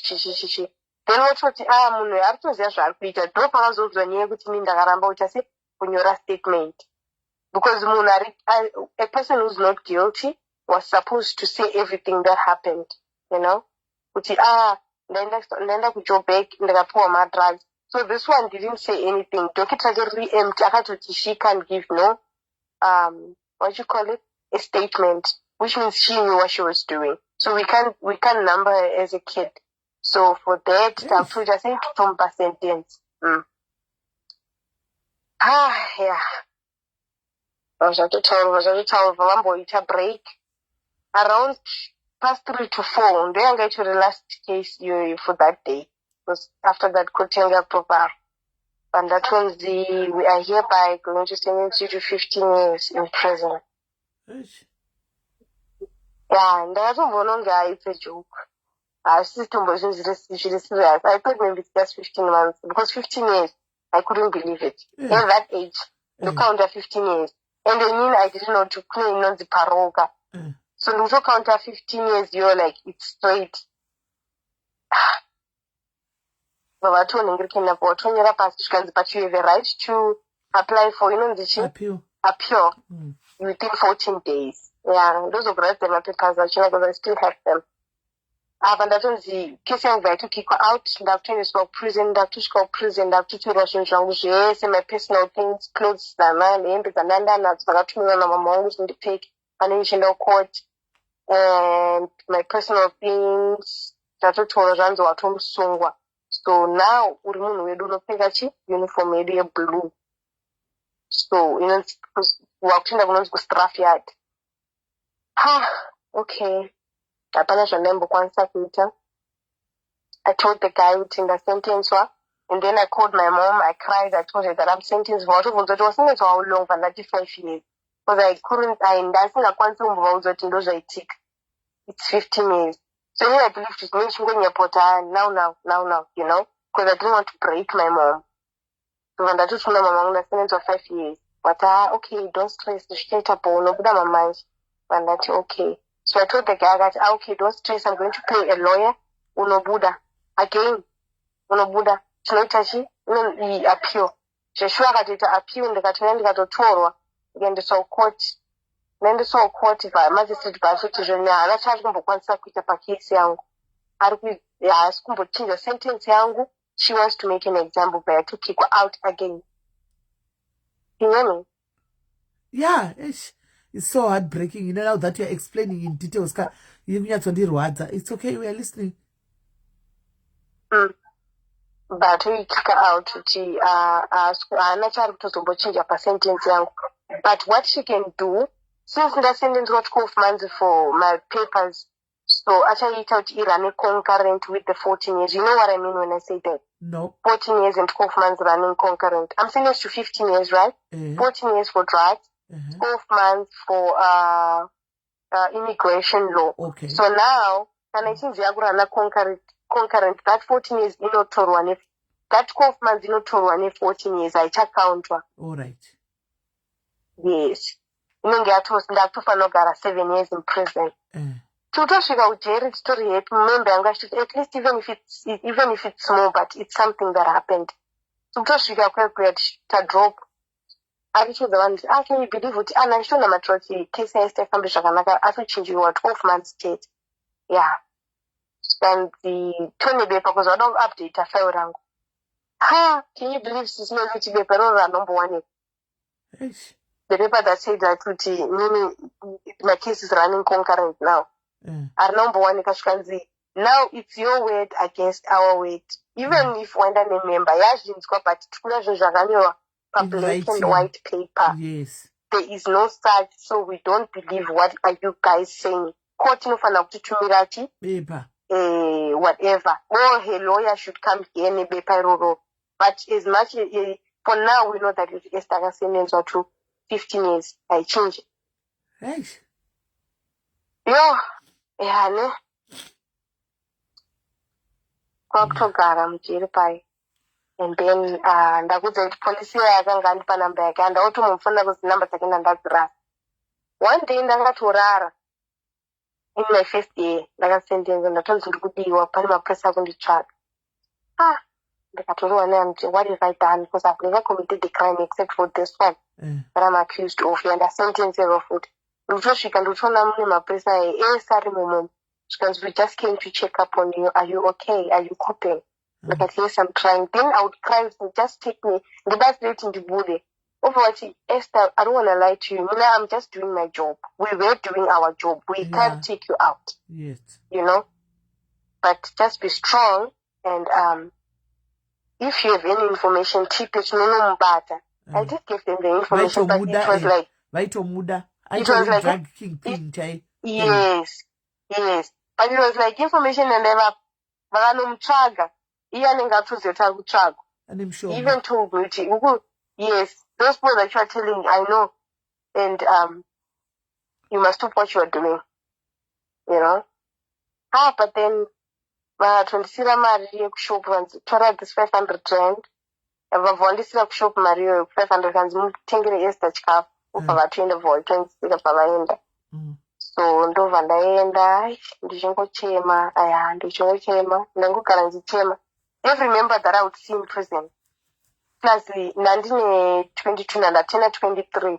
But still I'm considered as a juvenile. Yeah. Because from 15 to 25, my juveniles they say why 15 to 25 kana muri prison muri my juveniles munofanira kugara kuma section yenyu mega muri vadiki. So but then now luckily ku prison vandakatanga kusviko vakabva vati tongomisa kubhozo kushi hakuna vanhu kugara navo endi kuma single cell pandatiswa kune maseo inenge ine vanhu vakati wandei ikoko. So now every member that I would see, because when ndaifarira zvinhu makeup, I've always loved makeup. So vanenge vachindidedza like my makeup kit, you know. Esther ndinozonditwa mabrows, eyebrows ofika ngachangotanga kungotrenda also. Ndinombonditwa mabrows, nditomaisa mabrows. Then pande ndapedza kumuita mabrows, ndinochema futi. Chindoda kuenda kumba. Unototi Esther, you need to make peace kuti hausi kuenda kumba now. Kumba uchaenda but not now. And inini hapana dhira ndombofanira kwanisa kuita sei kuburisa muchero. You need to understand that. Andikanana ufa nditi nana. Ndobva ndati yes. Ndochema ndoenda futi kunenge kuma cells ndotovharira. And then ndabva nda-invite kwanzi Esther ari intelligent. So I think she should work kunonzi kuchi surgery. Ndatoshanda kusurgery. Ndichishanda kusurgery zvakanaka ndishanda kusurgery sister yachiisa zvakawanda unongochitambira yes unongochitambira 20 rand per month. kuchinya chaiko 20 rand chaiyo 20 rand kana yatozokwira mari yako inenge yasvika pa50 rand. kwakurongowaila uptime chete kuti usaspende time wakangogara. But basa unongochita basa zvinhu ka unongochitoshanda zvekutoshanda zviri serious semunhu ari kutoshanda muhospital. Because of like kana riri dhere vanhu vanorwara nezvirwere zvakafanana neHIV and AIDS. So sister wangu vakandidzidzisa kuti kana vauya munhu apiwe mapirisi asina kuchekwa BP. You must check the BP so you are down their BP and then opuwa mapirisi ake. You see? So zvinhu zvese zvaitonidzidzisa sister vavo. But at least zvaive better because unodya chikafu cheko pane cheuku. Mati? Paunenge uri kubasa chikafu waidya chani? Chikafu sister unozongondigromedza yogurt ngotora kayogurt akaudye zvezvisori but hazvifunirwe. Saka haukwanisi kudya chikafu hakuna chikafu kuhospital? Kanga rikasurgery kadiki kanga rikarumu katori pajeri papo kadiki diki. Pakaipa ine tofanira kudai waindirako advantage yechikafu kuti unenge uchidlawo ikoko zvokana pakadaro nina so because of that ndabva ndanengirikino ndichishanda kusurgery koko vandanzichi nombo pane tumasports tunoitwa kwega vandazonzi udi kutamba rugby vandatombotamba rugby ndanditori win ndichitogona kutamba rugby but training yacho inenge yairwadza because vainge vachitenda kunge varume. So I was like and kana wajoina ukwanise kuita sekubuda rumusungwa zvimwe zvinhu hautachokwanisa kuita hauna power over it. Ndobva ndaudza sister veve sister inini handisi kukwanisa you know plus ndinotanga kupererwa nemweya pandinomhanya papa ovati okay what I'm going to do ndichacheka vatondicheka zvikanzi une asthma ndozvakabva ndodzwa kuti ndine asthma vatonita ndatanga kutopuwa asthma pump but I didn't believe in it you know vandipa asthma pump vatoti Esther mubvise zita rake panenge kine rugby ndomapurisa vandakaitwa muchiuye rugby yoyo. This is I'm telling you about my 6 months in prison. This is my 6 months in prison that I'm talking about right now. And then Pandana Kina. Everything is okay, but chikafu chacho no Tuesday ne Thursday kutra vanhu vari kuva unsentence vanoda kuvisit. Saka kunewo vanhu vanenge vari mazimba ayaya shamwari wodza unenge waitawo mumwe mudheri anenge ndo kuvisit kwekwe akauyawo nechikafu chiri right. Pane mwanga ainowo muNigerian akasunirwa the same thing. Otiwo Esther tora chikafu ichi ndakuipiwo chikafu utongondipawo chikafu cheche, from outside utongodya. But then the food was chikafu chekoko at this point. I don't want to lie. Makaraga vanobika chikafu chiri right. Chasisina kuwanda, but it was okay to eat. Ndatokwanisa kuzvidyawo. Ndakazvita shamwari yangu akanditi zvoni, Esther, sentence yako iyi panapa ukaramba uri panapa uchakasikirwa nepfungwa. Zvandoda kuita ndakuti sei ndichakupa address yadadhi vangu. She was South African. Waunovapa address iwo chichiuda kuendeswa kuJohannesburg. Une family kuJohannesburg. Because panapa chama runofa. Because that time I remember pane musikana ndatowirirana naye musikana singatanifarira. He was married to a soldier. Short-tese then akangobuda chienda kuti akuenda kusell. Tichakagara panzi. Vadona vatorutsa ropa. Then from there aingorutsa ropa until atoendeswa kuhospital ndokutofa kwaakaita. Zvinochitori zvimastress izvozvo. So please, Esther, I don't want you to be here. Enda kuJoburg. You are someone who's talented. So ukatoenda kuJoburg, it's going to be good for you. Vandachoti okay, vatondiverera address, vandanyorera request yangu kuti ndikuda kuendeswa kuJoburg kune hama yangu kuJoburg. Iyi address nezita racho. Pavaritora zvikanzi Esther unakuonoenda because of participate in a lot of things like pama functions anoitwa MJRI I used to participate. So unakuonoenda like sinomufarira panapa, even though sentence yangu it was a maximum sentence. I find longe ndiri pa center yo, it's too small for me because anenge achitoti ndiri flight risk achitomboita kuti ndigare papo, but even they were considering kuti tese ndigare papo. Until sentence iye yakazotanga manje yakazotanga kuclick, and this whole time nasiri kunzwisa kuti ndine 15 years in jail.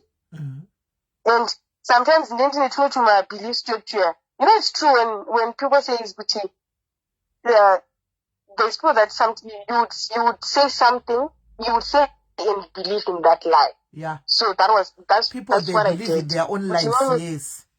Yes, I believed in my own life. From 15 years after. So that was it. Shamari yangu akati since varamba kukuendesa chingogarapo, but this is not a good idea. I wish you could get a lawyer. So my baby father aingotiwo whenever he can anongoisa mari kureception, and then aingondezo tune mari kureception, but pakazosvika time yekuti ini handisiri right manje mentally. Zoti yes, I remember I would fight in prison. Like I would fight. Move from cell to cell. I know kuti pane vanhu vakatotariswa vandandinavo ikoko, they will comment, I remember vanogoda kuzikanwa here kuti vaiveko vanhu vakawanda, they are not like you sha, vokuti vanoto izvozvi vakatoenda vakadzoka vasina kumbotiudza kuti vakaenda kujeri. Okay, I remember this other morning Makuseni, ndine vanopa mukaka, so nema cup, and so this other girl, she took my cup. It was something small. Ndakasangana naye nini ndinotorawo mukaka, ndikati can I have my cup, vatonamondipa cup yangu. And remember kwandiri uko hakutaurwe chirungu ka Africans hautaurwe chirungu, hautaurwe chixhosa, unotaurwa Africans chete. Our father yedu, it's Africans, everything. Name good morning Africans, everything. They complain. I heard to learn to speak Afrikaans. So now in my learning to speak Afrikaans, then that's when I come to mentality like these people, they used to gossip about me. Africans, I would say a lot about you in Afrikaans because I'm good. Like I speak, I write, I sing, like everything. So I met this girl, I'm like, can I have my cup? Avaramba. immediately I punched her on the face. Because there's going to back up with Esther Atanga, you know? Then they had to move me from that sound that you just going to myself. You know? Then Maxena 7 o'clock. Unofanongechi, uri ready with your spoon and your prison card. Ukazvirasa zvinhu zvemawanako. So sometimes vanenge vane vaindivigira because now ndanda kutaurisa too much, you know. Vaindivigira nengriking yangu, vaindivigira spoon kuti ndipinde pamawani. So now what I would do when that happens, I'm not going to parade. Vanofanira kuzondiverengera mukati. That's ndozvandanda kuita izvozvo. Kuti inini I'm special.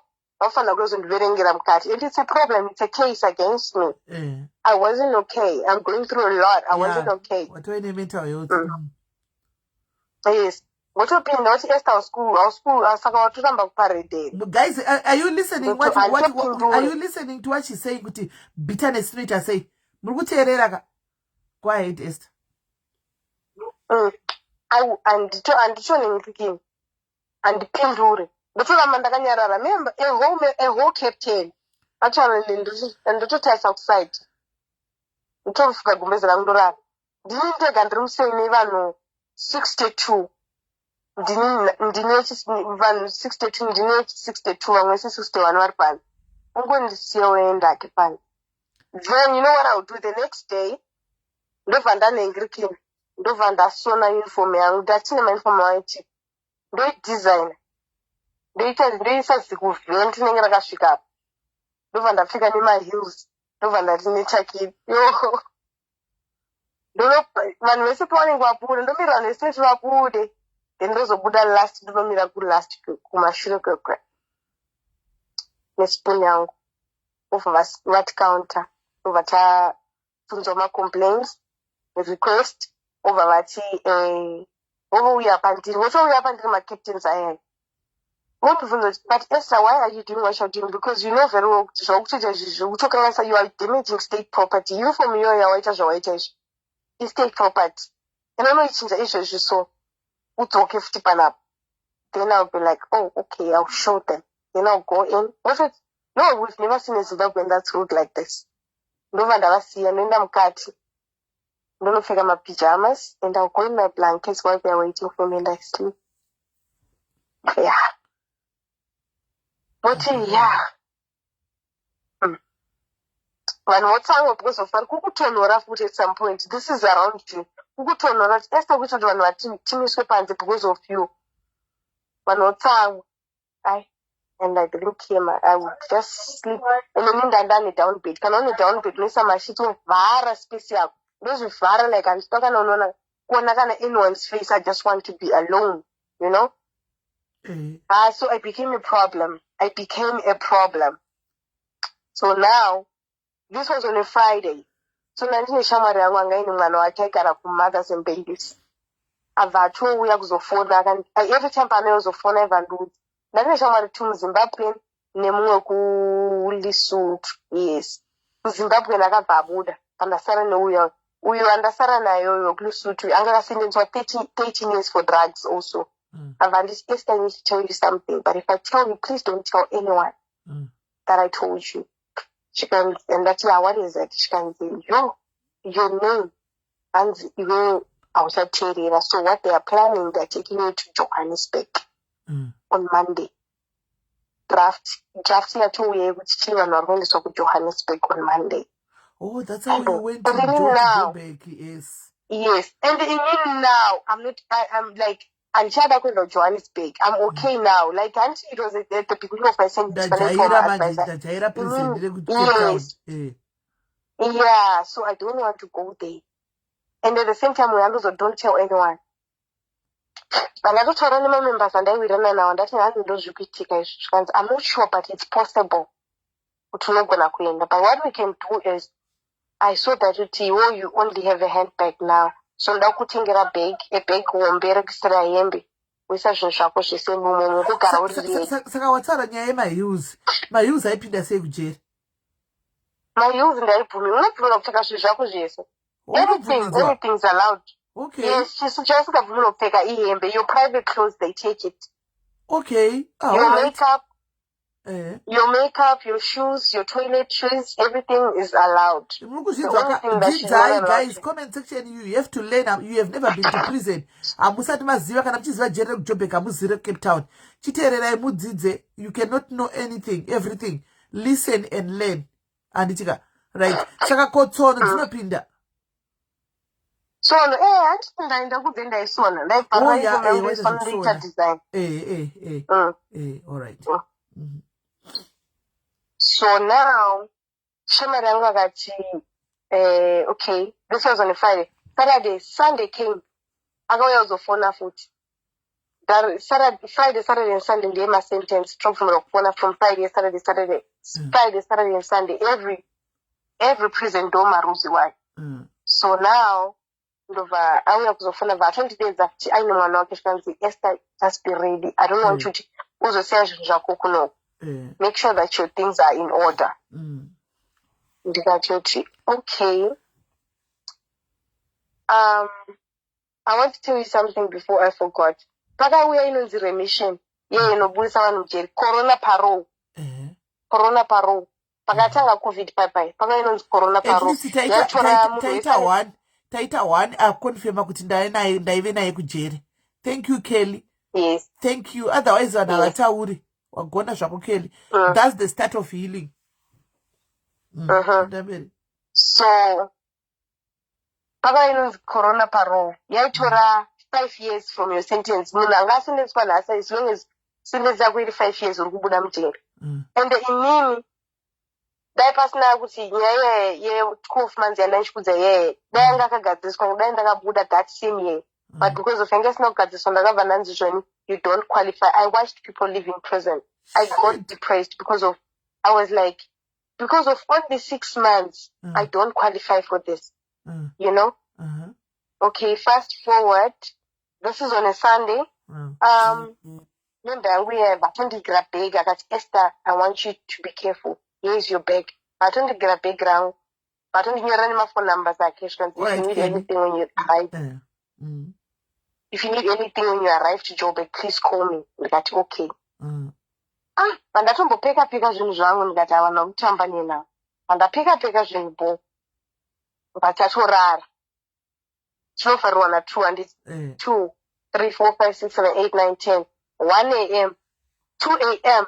Ndotonzwa door kutovhurwa like muto unmaster they master it and then they unmaster it. Muto unmaster Esther Chakaira and these ones like vane mazurume anenge ari mazuomba.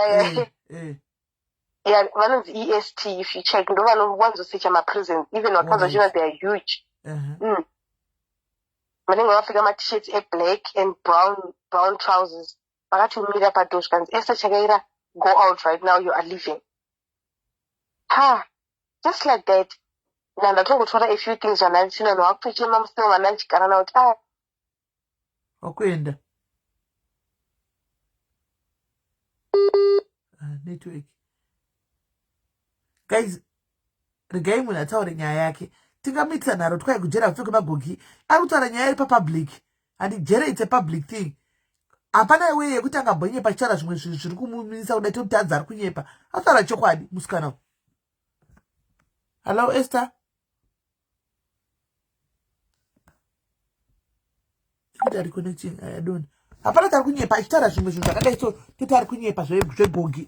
Iye achitaura zvimwe zvitori zviri dhipa kudai. Ataura chokwadi is just that ati tajera majere ende kuZimbabwe. Ngatidzweiwo zviri kuitika kune mamwe majere kune dzimwe nyika. Tisamhanyire kuti kune munhu ari kunyepa. Let's hope anopera airtime. Munoti vatonhasa ine nyaya dzavo guys. Achatopindi asi magisa aenda. Apa anga achinareta zvinonakidza sei? Hi Esther, chichaitika. What happened? There's a message relating.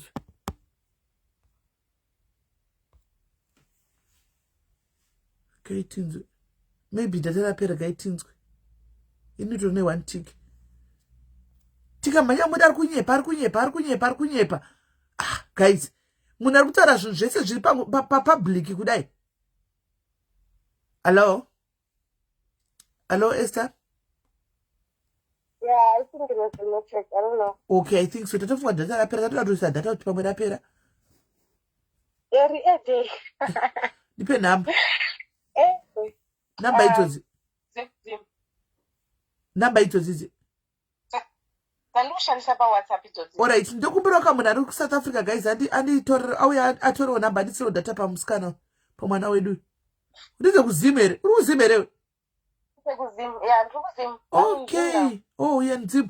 Guys, tichabvunza gaya mbona tastori yake. Tikukumbirawo guys munhu ari kuzimu ka antengerawo data. Ndokumbirawo munhu ari kuzimu antengerawo data ka munhu ari kuzimu yekusera antengerawo data. Munhu ari kuzimu auya antengerawo data.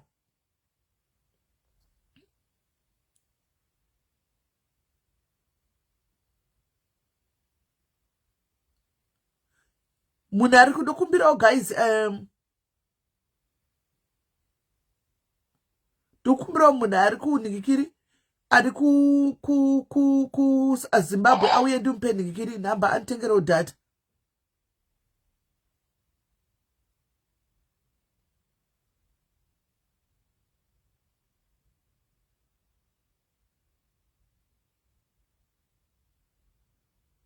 Hi Fai, regandipe right away. Let me give this one. All right. Thank you Fai. I thank you Fai. Ndakupa namba ndakupa saka data riri kuiswa dia hande imberi. Data riri kuya. Right, hande imberi data riri kuya. Kana aripo futi mwandangowedzera futi come ku inbox futi tingomupa data ari kuZimbabwe. Kana aripo futi mwandangowedzera data, you are free to come. Ari kuZimbabwe saka munoziva. Right, umauya futi. That's good. Ndamnonza say that's good. Thank you guys. We are learning a lot. Ndakumisira, all right. We are learning a lot. Nezuro ndaifunga kuti ari kuSouth Africa kaini oraita kuZimbabwe. Right.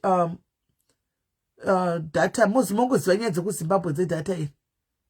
Nyaya jerere kuno kuti aikutaura nawo namafoni. Tichingoti mafoni haabvumidzwi asi mafoni tichingutaura nawo. All right. Saka regai timufonere Rebecca apinde adzoke panyanga. KuZimbabwe handizivi rosina asi kuZimbabwe handizivi kuti data ripi. Namba inokudza. Namba ukauya inokudza kuti inhingikiri uipi. Saka data vanhu 2 vari kumuisira data rikandibere rosina uya uise tione ichi3.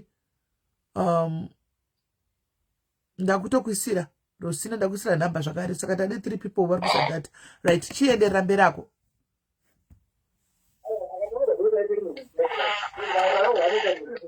Enderera mberi. Esther. Aish. Ichi chikuitika kuti data. All right.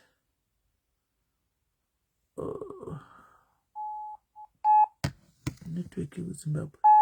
Ndosaka foni yanga ichita kunge yakadidi amen.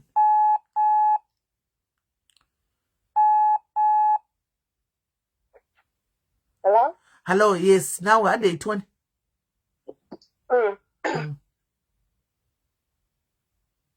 Yeah. So, remember, I'm going to grab a okay, and vanhu vakasvika kuma 2 a.m. ndonguva dzinotravelwa mujeri dzodzodzi kana musungwa achifamba unofamba 8 hours from 1 a.m. to 3, 4 yeah the times vanofamba idzodzodzi. So vandatopinda mota, luckily avana hatina kuenda nevheni because of tatine mwana shamwari yangu yanga ine mwana, so vakabva vachiisa mune like quantum ende tachifamba nevamwe varume futi vanga vakanhingirikina vasungwa. So like escort yedu was very very tight yekuti vanhu vaitotarisa muroad kuti vanhu I wondered vaitei because mashure, you know, being escorted to Johannesburg. And ndasvika kuJohannesburg kuya ndichitosvika kuJohannesburg ndibvunza kuti foni yangu yandinayo papa yakabva yakadzoswa kubva kulab. Alright. Vavatonditi if you have a phone tipe tibva taibooka in. Pandatova pafoni yangu bva vaibooka in and some clothes that I had vatovatora my shoes pavatonitsira my shoes. You are allowed to have your shoes, any type of shoe that you wear unobvumirwa kuve nadzo. Okay. And then yes, in my pajamas and my toiletries ndobva ndatonzi chi ushaendeswa nauyu kusection yavo nepavatondibvunza kuti akasineswa chi mazvanzi 15 years vatondiendesa uya shamwari yangu ane mwana bvatindiswa kusection yanamai nevana ini ndobva ndaendeswa kusection everyone. So now ndakusection yaye yekuti munhu anenge aine life in prison kana aseva 12 years of their sentence vanoendeswa ikoko iri pasi penhengerekeni pemalifers ndobva ndaendeswa kusection iyoyo ndatosvika kwekuya kujohannesburg. Now I'm in Sun City now. All right. I'm in Sun City. Ndobva ndatonhengerekena pavandichekera seu inoda munhu pandatendeswa musel. So mukona video randakutumira ire ranga rina fendi achitokura akafa. That was the cell yandakabva ndanopinda ndanogara. Ndokurira kwawakaita naye. Ndichitopinda musel ndotoona vanhu kana 2 o'clock ichingochaya takutovharirwa handisi. Wotoona vanhu vakutoburitsa mafoni. Aibo ndozvekuti kaJoburg vanhu vane mafoni. Wotonzi kana unoda kufona uya uzofona unobhadhara. That's true. Unoda kufona uzofona unobhadhara. Ndobva ndatoita call yangu yandakaita. I called my mom ndichitovaudza ndakuJohannesburg. And okay, at least zvikuratidza kuti wakuita sei wakutochiswedera nekumba. And this is only like 6 months. Ndandapedza 6 months yangu. 6 months yangu ndakaita ku-Oudtshoorn. Ne? And then now ndakuJohannesburg. Apa ndakanga kugara kwekuya. Things were tight kamanje. It's all about money. Sun City is all about money. Kana usina mari mawana ako unotoita domestic work, you know, washing people's clothes. They will pay you every month, you know, those kind of things. How much do you get paid kuti awashinza vanhu pamwedzi? Unotochargwa mari itori serious. Unotodarike panzi. Like ndiwachira munhu how much approximately? Kutowachira munhu unenge uchitowachira like every week you will be getting paid like for mujeri or like it was better like 500 rand per week. That's good. That's big. To my uniform and to my pajamas. You know? Nekumcleanera space yake. Nekumcleanera yake space yake. Andocleaner. So ini ndakanyatsodzvitarisisa ndikati hayi munhu handingambozvikwanisa ini. You know? So ini ndaigona kuita zvemakeup handiti. So as I said kuti Saturday and Sunday ndomanhengerekeni ma-visiting days. So now ndangosvika ndakuzoti musikana asvika anogona kuita vanhu mamakeup chichichichi. Yes. So from Saturday vanhu vanotouya kuti Esther ndikuenda kuvisit please ndokundoti ndicho makeup. Uchajawo. Ndotokunyorera pasi. Nomunyorera pasi kuti when you go to visit bring me this chocolate, bread, white bread, tea bags, sugar, chichichichichi ndotomunyorera pasi. Otondiikira. And akutoita business rangu kapapai. Saturday and Sunday ndendiri busy ndotoita mari dzangu. Ndotozvitengerawo tuchikafu twangu twane ndichida chichichichi. Nzara hakusina manje. Nzara haisisiko but chikafu chachona ndiri kunyepera chikafu chakanga chakawanda at that time. Vanhu vaipiwa chikafu chakawanda mujeri like nyama ukapiwa nyama inenge yakawanda yebeef but inenge ichishata saka vanhu vanga vasingatombozvidye. So utoona vanhu kuti vanenge vatoneti kumapoto munobikwa ka. Vanobika kaisirwa nyama yako. Ndikukudza ega ndikakubikira nyama ine ndabika pa. Thank you. Ndozvandachikudira izvi kuti utudze zvekuitika mujeri ndozvandachikudira izvozvo izvi good. Kwabikwa. Kunobikwa. Toast chaiyo toastwa neaini munoiramba iyi. Taiitira nemakapteni toast iyoyo. Shamwari dzangu dzakatarisa ngadzikomende dzikuziya zvandikutaura. Alright. Saka aini inotopinda mujeri aini munenge munayo. Aini inobvumirwa. Chanyatsosvika panyama aini zvikuzeti aiwatora sei. Alright. So manje, vanhu votobika ka.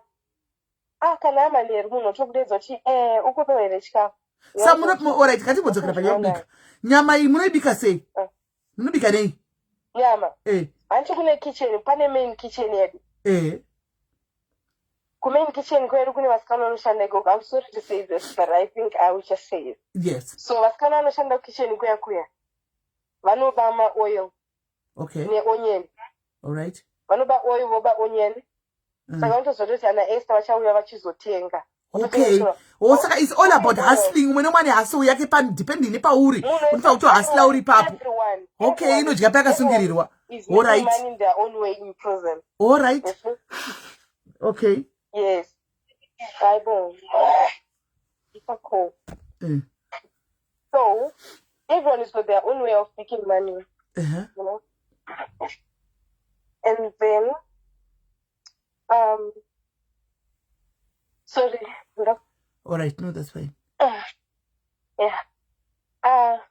Munhu wese anenge aine nzira yake anenge achiita mari. Anopawo mapotatoes atengesa mapotatoes, anopawo maonion atengesa maonion. So munhu anenge ndichibika naye anobva ndozoti Esther wochi inini ndinobika wo ena unotenga zvinhu izvi. Ndotoenda. Paunonotenga unochitengawo either you pay with cigarettes or you pay with a voucher or you pay with money, cash. You see? Yeah. So now ndotoenda ndotonotenga zvinhu izvozvo munhu ndotobika naye. Totanga kutobika like family zvichichipa, but you know how ladies are. Zvakaoma. Saka kukitchen anyway, kukitchen kuma prison warders hana basa nazvo kuti makunobika time yadarika. Ane basa nazvo. Unobhadhara futi. Ane basa nazvo. Ma kitchen warder anotinga chitocheka vanhu vavo but vasikana njerisi simeni mabira vanoita soga. Munhu anobuda ane full chicken akaiwandisa haimbooneke. Saka pakunobika manje munobika sei iyo maprison warden achiona kuinda kitchen ukuima unoenda sei kunobika? Okay, here's the thing. Until ndinobuda during lunchtime, ndoenda unotenga chikafu, maoil. Unoya ukaiwandisa. Ndopfeka ziuniform, ndapfeka imwe zidress, vanotozoti Esther akapfeka zidress iri, kwaari kuuya anoya akazara. Ndoenda ndakapfeka zidress rangu zihombe ziuniform. Ndobva ndakapfeka sport bra, ndobva ndaisa pasport bra. Ndobva ndawandisa nemazaya ndoenda nengirikino. Anoenda raw eggs. Tiwabika kaibva. Ne-iron. Over ndanotenga mazaya yangu. So pandinopinda pasection musikana wandobika naye anenge akatonimirira because pane gate paside pachona pane office nenge akatomira mamemberi achida kuona kuti ndanani vari kupinda. Vane masuspects avo like ininiso anenge achitozoti Esther akauya she will be having things and tofanira kumusecha. So musikana yanobva auya obva atanga kunyembedzera kuzvipengesa pagate achitamba navo kuti vadistractike. Ndoita uchipinda ndopfuura nezidress rangu. Ndopinda nemazaya yangu neonion yangu zvinozvisiya museo katobo for the day. Manheru apa noitwa lock up ndopatotanga kubika na2 o'clock zvinotora time ka ainiri slow handisi matinenge chipisayo but iri slow inombodzima pamwe saka inenge ichitofanira sei. Saka mabikira atota ne-iron handimogona like dishi hombe rari but diki unoisa towel hombe, unoisa towel muhombe mumombe, woisa iron yakatarisa mudenga so paino aina nakwayo yakatarisa mudenga kuti ibalance. Tobva taiplug. Remember kuti mune maplug mune maextension inenge yatoplugwa paextension yako. Wototora aimunoziva during that time yana Mandela apparently vaipiwa pane maplace esimba vaipirwa chikafu. Tomazive kuhospital wayo. Anototengeswa kuti nevasikana wavo wachengesa saka unototenga poto yako. Alright. So woisa papai, woisa oil yako, uchangobika zvokubika. So you see this is how we're cooking. Alright. Okay. Tanoda kubika ne-iron ndiwo ndichatomboita live chibika ne-iron guys timboona. Alright. Unotomboona chichatsvaga ndira yangu yesimbi ndo yandisina sichatombozitry. Nekeke muchakutumira picture rangu rebirthday ka mukorona. Taita mabirthday mahombe anotyisa mujeri. Keke raibikwa ne-iron rikaibva. Hey! Robikirwa cream roita rotonyorwa happy birthday Esther. Asikunyepa.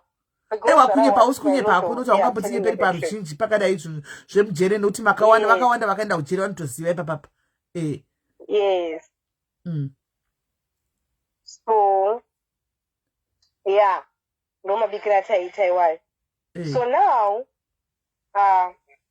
ndabva ndagara paSunset ndagara paSun City, ndongogara paSun City papai. But I'm thinking which ndoita sei neupenyu hwangu because of this is not working. Pakati pamafunctions papai, inini I love dancing. And also ndaifarira zvinenge zvine maevents izvozvo ndinoenda kuti asi nenda uleader. I always wanted to lead that. So ndotoudza kuti okay, inini ndichaita sei ndichave negroup rangu. You see like music yana anonzani ana Rocky. Vanhu vemujeri, people that are watching will tell you, I'm telling you the truth. I made them to sing, my South African, I made them to sing that song. Even they would make it like the whole person would sing that song. Because of Canary function, I'm going to tell them, okay guys, this is what we are going to do. Didn't have plan event. We are going to like split out. That's when we were allowed to do that. Okay. Luckily. Yes. So to have the such a song yakati toimbwa. Ototamba rumba and stuff like yes. You see?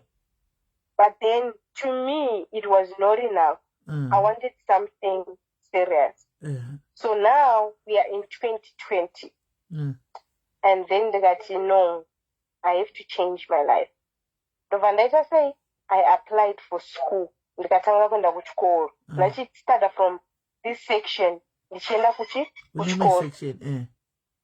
Yes.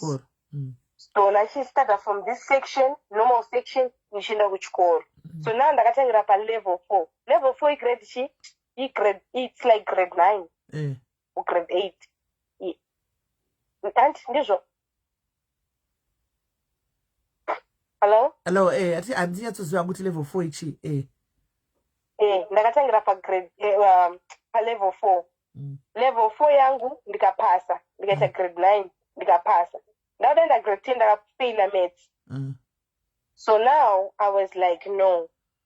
Zvikuita sei zvikunditorera time, you know? Like ndikukount my years angu kuti soon ndichazinge ndabuda. As I told you, every year vanhu even jeri pakazoti Esther anoenda kumba vaitozvirava kuti Esther anonyepa.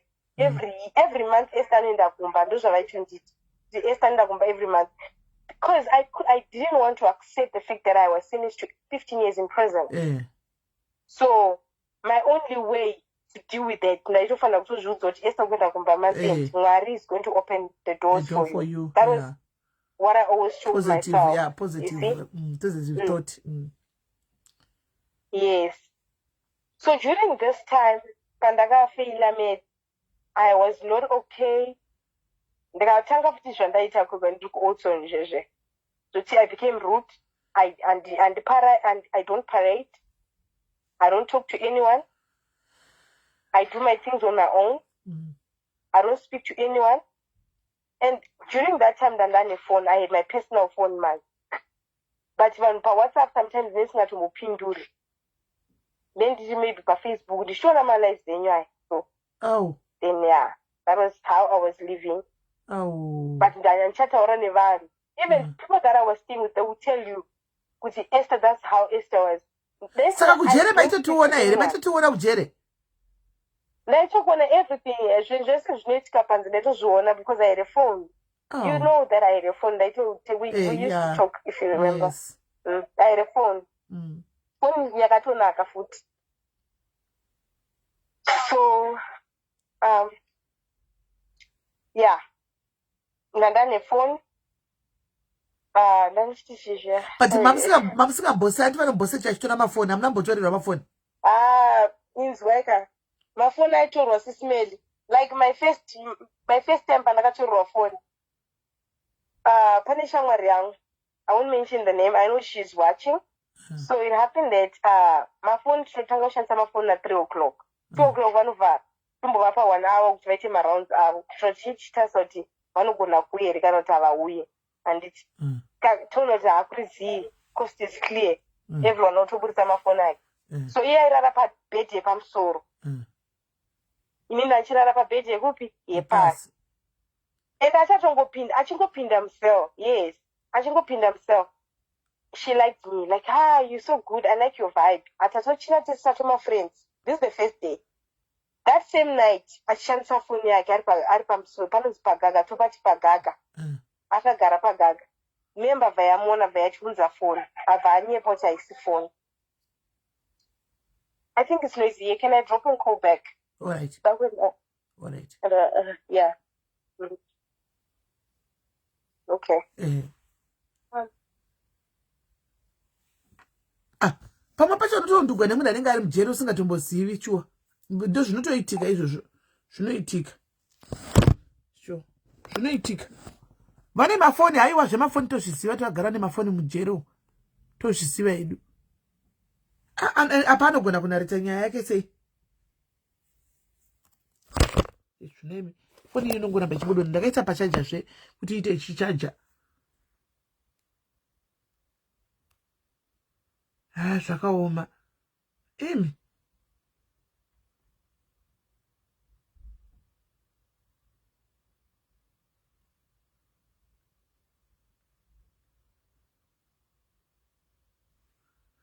Zvakaoma.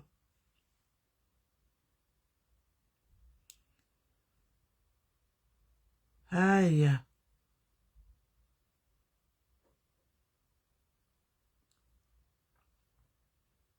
Kaitenzi.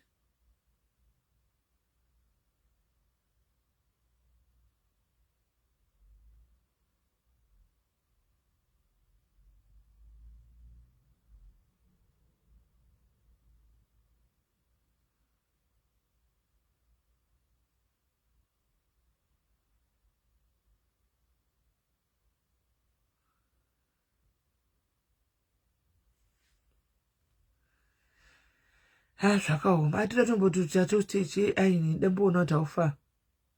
Tomboita tosti aini guys. Kuti ati mazviwaka kuti mugare muchiziva kune vachasungwa. Anditika kune vachasungwa vachinda kujeri muri kuwaka kuti aini inobika. Aini inobikwa. Chikafu chinoiswa munhikikiri muzirogwe uchipinda nacho. Uchipinda nacho chikafu. Mazvinzwaka. Gari makasiva. Upenyu changamu. Hanzi elegant or elegant. Tichasvika guys achiri kumbonarita nyaya yake. Regai ambonarita nyaya yake apedze. Tochizopinda kunyaya yemuvhunzo. Tine muvhunzo yakawanda. Hello dear. Sasunele murisei. Ndiri bhori sei? Tiripo inini nevamwe tanonoka trumbira kuti mungotidzokerawo kuma. Ndisikuti aiwa ndisikuti Takapinda sei. No, the live is there. Live iripo kana takapedza muchazoteerera live.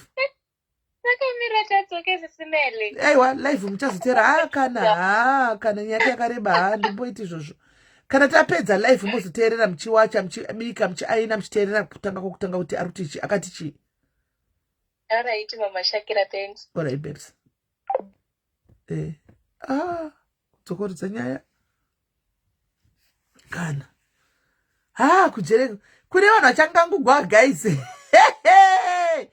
Achangangugwa garai maziya kuti kunobikwa neaini kujere. Mugare makaziva. Kune vanhu vachangangugwa saka aini haumbononetseki. Hautombonetseki aini yako woitenderedza woisa mudhishi rako mazviwaka unoisa mudhishi rako kuti ibalance yabalansa kudai dhishi rako kapu yako dhishi rako resimbi plate yako yesimbi yandopoto wochibika mazaya ako mafuta unengona zvose wotodla munandi urimo plus kuimba urimo uchimba. I think chinongobhowa ndechekuti munenge makavharigwa na2 chete animona kunononoka kuidza asi otherwise pamwe kana makawanda zvinenge zvichitoita zvichitofaya plus mari kwaisinge kuJohannesburg uko mari iriko unoita mari kuJohannesburg mari iriko unoita mari. Right, adzoka. Right.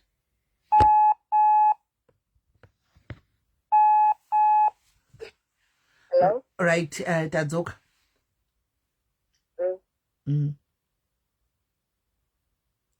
So, yeah. Navandanengirikina. Shamwari yangu yauya wanachitaura apa vamona nefoni zvikanzi tipe foni apa aramba akati haisi foni yamaona icalculate zvikanzi tipe foni vatatopeka naye kuti kuona chiva kuona just give them the phone because if you don't give them the phone they will come for everybody else. Musikana akaramba akati hazviite handisi kuzombovapa foni. Tataona tichi aramba there's nothing we can do. matatorara munhu wese kuma6 nomuka tawanisa mafoni aya tawanisa mafoni munhu wese bo 7 o'clock vachitongovhura takabva tatona vachitopinda nemabheka pakawanda zvingaiti like vakawanda nezvimauyu zvezvinorova vanhu zvezve vachitoti tipe foni abva akutoti chi haana foni so inini I was the loud one so inini ndikutera kumashure kwake ndikati tipuko vape foni sorry tipuko vape foni abva ati I don't have a phone so inini I backed off ndichienda kuspace because kwapinda member ndikuona mamwe makaptain ari kuuya achitonditera the girl told them that this one she's the one who's hiding my phone for me and it was a lie she lied and then they're like give us the phone for Tebuko. I'm like I don't have her phone ari kunyepa and then I thought okay we're going to show you but they didn't find anything funny this girl they found it in the dustbin not dustbin munogara cobra tatine cobra yezvinoishamsel so yemvura yakaita mvura so akaikanda imomo neplastic zvoti aimbofa yakaita se yakapindwa necobra or anything yes ndoma akaiwanisa pavaiwana sechi yatopera zvakanaka I don't know what came over me so foni yangu ndakaiwanisa pasi peloka pane maziloka atinawo so esimba anorema so ndopa yanga iri I saw another member move that locker next to the bed, on the bed next to mine. So I was like, what if they come to me? But they were already done searching me. So I summed the locker and I took the phone. It was inside the socks, the phone, the charger, and the earphones. But I told them that you want this. I'm a member. And then they were like, what are you doing? I'm like, nothing. Tip, just give us the phone. But I told her phone. And then they took my prison card. That was my first charge in prison. One charge at 3 months, no visit, nothing. That was it. Phone, no visit, nothing. No visit, nothing. So I was like, okay, it's fine. Anyway, in prison, apana phone for wakagara usina kana phone. Boss is depressing everyone. I think in the phone like you have to make plans for another phone. I made plan. I got another phone. Okay. So now I'm thinking. We are in 2020, like what should I do? Lockdown. And then, because no, we are not in 2020, 2021. We're in 2021. So then I decided, I'm like, no, I've got my results. I did pass and my results are variable. So let me try and ask someone to try something in UNICEF. And my friend was like, no, they don't want, because they should have applied. They don't want. And then I was like, okay, cool. Then I checked up online. Panic culture in the Skills Academy. And I applied Skills Academy with my results, but I didn't accept, Then I started studying there. And I told Chaga course and then I chose project management. Then I started studying project management. And I said, every month. That was the prison can't pay for my school fees. You have to pay for your own school fees. I started paying for my school fees every month, and then now sometimes I would go broke because of running Washidamari every month, and my cost was 900. Yeah, it was 910 every month. And it was a 1-year course. So now I'm like, what should I do? Because of Canada delay kunengirikina school fees mabuka uye kuchikoro. Then I started buying groceries and tenga chikafu. So I had a shop. I tenga chikafu. A bucket would give me 2,000 rand. I'll buy a bucket. Rand cost 1,000, and then Pando Tengas will give me 2,000. I don't know chocolates, drinks, ginger sweets. But when wakapinda onyadze imo. Vakauraya. Kuraya ni varume vavo. Vakorera varume vavo. Vakakidnapa. Vese nenguva ine zvinhu zvakasiyana siyana tichakangosanganiswa munhu wese nemuri mese mo. Asi munotomboshiya nyaya dzenyu imomo kuti ndakapinda yakati. Yes, even that one and I found out that because I was that bubbly person, like I would sit down with the person that would understand that why are you here? What happened? Yes. So I was like, everyone was always free to talk to me about anything, and I also was free to talk to them about anything. Yes. So Also, Nanchi got this achieved because of my business. And I have to bring customers Friendly, to be closer. friendly to you know. everyone. I need them. I needed the money for my school fees, so I had to bring them closer. I laugh with them. I do everything with them just to keep them happy. So every time I'm just watching. So that's how I was getting money and paying my school fees in that first year. Ndavanda graduated for project management in 2021. That paid, and then I sat down. Ndakabva ndamuvwa from school ndaendeswa kunonzi uchiku from that section. Ndabva ndaendeswa kupi? Kuchikoro, ndakugara kuchikoro manje. Ndasisagare kunormal section, ndakugara kuchikoro. So at least kuchikoro mune musina kumbowandisa, mune muri like museu chaigara tiri 18 people. So it was better also in the environment. Yeah. So ndakugara kuchikoro. And I was close to Feli. Yeah, I was close to Feli. Ndamuti mujeri kana uine mari or uchimbowana kumari. Munhu anenge ari close newe unongoti ramai vake, you are everything to her. So Feli was like my child. Yeah. Fela kafa. Because whenever she wants something, yeah, Fela kafa. Alright. Fela kafa. Yeah, whenever she wants something, she would come to me. And before I even left, I got sick because ndinanifanira kudya fish. Nati ndikadya fish ndovariwa react and stuff. That's when we called you. Tikataura nemi mukatoti nengirikina mukatonditengera ma-Epimax and toiletries. I shared with Feli and the other girl. Yeah. And then I got moved from that section to the school section. So ndandisava only every time tongoonana kana kuine function. Yeah. So now I'm done with project management and I think what should I do now? Then ndacheka pa uya my courses avainavo, and let me try beauty therapy just to master my skills. Then I applied for beauty therapy. Vakandapprova, I started ndakatanga kuita beauty therapy, paying my school fees as usual. So now life yakabva yangochinjova. Ndaito member yakandifarirawo yanga ndiri close nayo ikati, you know what, Esther, ndoda tiite business, nditsvagire macustomer, ini ndenchikushandira, iwe ukaita mari nondipa mari ndotenga mafoni.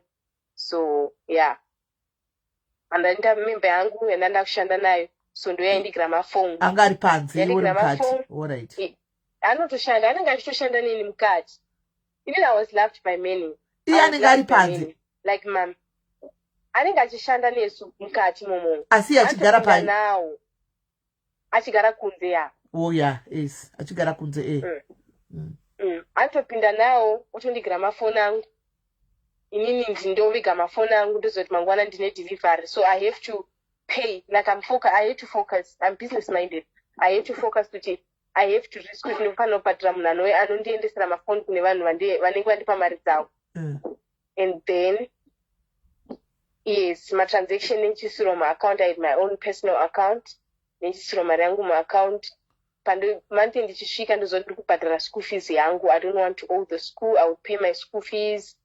Saka everything zvanga zvatonani for my living, And also whenever I get like all the Zimbabweans that have been to prison, they'll tell you, I know they are watching, they'll tell you. Whenever I have things like toiletries, I made sure. I went to the ambassador of Zimbabwe because I didn't want anything when it comes to my country. The section ends B section. The section ends B section. I got Zarama Zimbabwe in the So I change the coco. Doto my uniforms, my white t-shirts and inside the because I was affording it. And that money I'm getting it from prison is from Pond. I'm going to spend it on my school and my toiletries. Yes, it was enough. So I would take my bag and listen to B section coco. Nashika, those the members I came to see my people. I don't know why they'll tell you. I even spoke to Zimbabwean embassy also. And then I'll give my Zimbabwean people things, uniform, clothes, pajamas, and inside my pajamas, my toiletries, I'll share with them. I didn't have, but God was providing for me. While I was inside. And sometimes it was strangers also that helped me. So I learned that if you give, you get. Yes. So that's how I was living. Then I would share with my girls. Anyone wants something, they always came to me. So yeah, I started beauty therapy for 3 years. I graduated in in last year March, that's when last year June, that's when I graduated from beauty therapy. Let me see what I can, study again. Then I decided now this is the right time to study events management, Bandaita events management. Then I graduated in December last year. I was also paying for that as well. And then, Panama courses avanokupa imijeri. Like, for instance, anger management. Everyone is good anger, but it's just it's how you handle your anger. That's how we learned. Like everyone is good anger. So it was for everyone. Whether wakauraya or unakuraya. Sometimes in that because I was like, whether not in anger management. You have to do anger management. Link her page, guys, to those who want to follow her. Link her page, remove comment section. Link here page, remove comment section. Admin, can you please bring those links again? Muchiposta, those who want to follow her on Facebook and TikTok, my links are ukandwa and abenda kari pin up. Arukandwa, follow those links and follow her. Please, let's create a following for her. Until create a following for her. And it's going to create a chumpres no kumbro my links. Can you please bring the links again? More and more, please post them and my follow and then Rambere. So ndakatombonetsana now because of the right 24 sort of anger management, because of how vatoverenga file rako wakapinda mujero say. And my behavior also. Remember I told you at some point ndakaita rude nasapari yes nasaite zvimwe zvichitwana vamwe I was doing the opposite. So that you need to do anger management. Kana usitori na uende kumba, So I attended anger management course, and then adding to that, pandanzishoni futhi iwo uri muno because of wongorichi wongoni mwana wako futhi, and it's another case which ukaenda parobot aumbobude. You have to show them to wachinja from this and that, You have to do courses relating. Yes, we can see that you've started, like you've mastered your skills. Higher certificates in events management, beauty therapy, project management, but still you need this because So, parenting course, caregiver, Ivana. Yes, and later course yo. That was last year. I'm telling you things that Shananda can wanna go time. That was last of last year. Pandakaita caregiving course, parenting. Yes, yeah. Because no fun of adulting and I'm thinking it say from bed. Kushka kwenda kuchikoro. How to communicate. We also learned about drugs. And I had to do my drugs. Alcohol and drinking, my drugs, all types of drugs. Yes, I had to do that course as well. And then, as I told you, to remember that I surgery.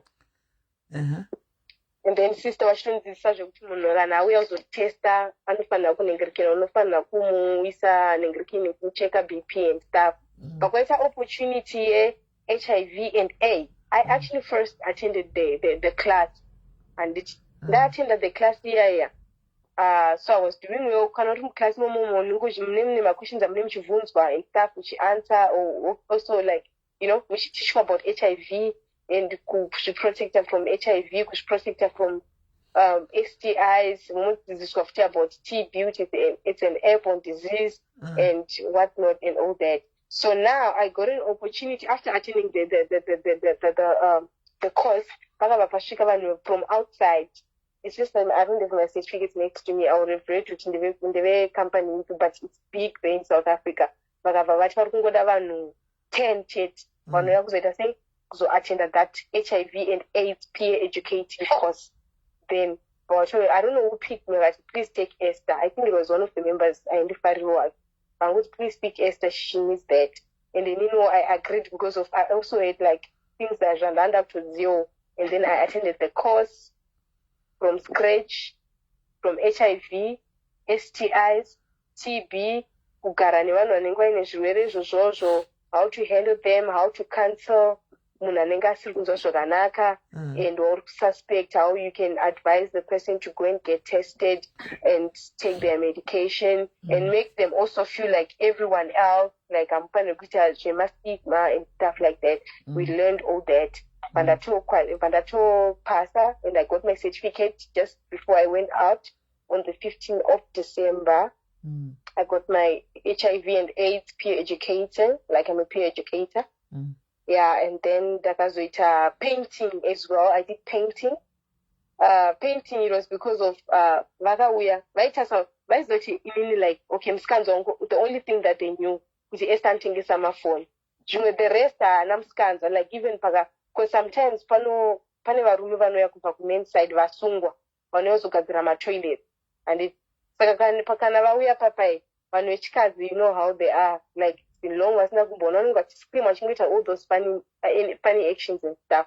So I was always like away from that, of what we're going to take Esther, and pane vamwe vasikana 4 vakatorwa kuti gativatoreva, these ones can work around men, havana problem. Then vatotanga kutopainta navo, like, you know, we did painting, and then I got a certificate for painting. Yeah. Okay. So what about the child? All this while when you were in Joburg, were you still talking to the child every day? Yeah, and now when I was in Joburg, now I stopped, because now and as I said, from 2 o'clock until 10 o'clock. Okay. So sometimes network and vanhu vanenge varara kumba, also sometimes mujeri munogononzi vari kuuya kuzosearch, munhu anyepake, then totowanisa mafoni kuti vanhu vari kuuya kuzosearch, you know. Right. So but mwana anga achingori kuna mai kuCape Town. Yeah, mama wangu akatozomuvha naye kuya naye kuZimbabwe. Oh, before she even moved naye. Well, agara kuZimbabwe. Before she even moved naye. Yeah, before she even moved naye, zvakazoitika ndezvekuti akatozouya achiti sorry and what adangotora mwana ambogara naye. And then my mom was like, okay, because now vanenge vachienda kubasa vachomupa mwana kuti agare nemwana, you know. Then she would go and check up on the baby every weekend. So Joburg akatomboya. Joburg akauya mukomana. Mwana wangu murume. Nambobvira asvika, anditombomuzive since now, until now anditombomuzive kuti ari kupi, I don't know. Saka aikumbira mwana sei? I'm talking about that time mwana pakatorwa namama wangu vaenda naye Cape Town. Okay. Yes, I'm taking it back there. Kuti mwana akazosvika sei kuZimbabwe, since I didn't mention. All right. Yes. So mama wangu vakazonengerekana, vakanga vamupa mwana, ivo vaimona maweekends, anga asisadi nemwana. Until mama wangu vakazodecide, that was in 2021 or 2020, if I'm not mistaken. Vakati ndinda kuenda kuZimbabwe kunogara, kuZimbabwe for good.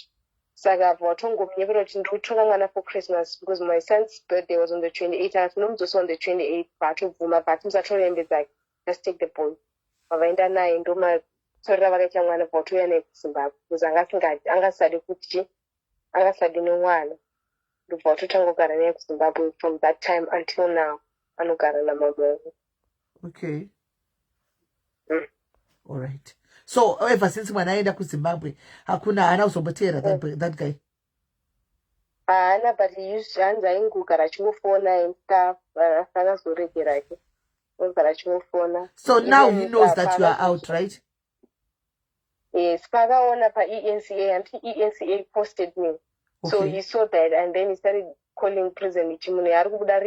I don't want to release, like I don't state within the release. And then I denied, like I don't have any South African address and my papers are not valid.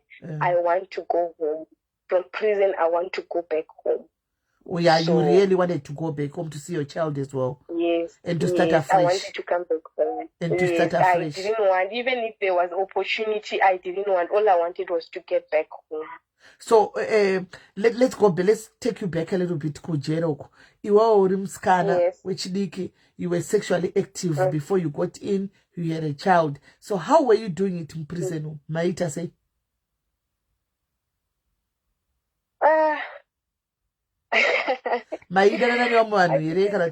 How was it? No comment. And that's the interesting one.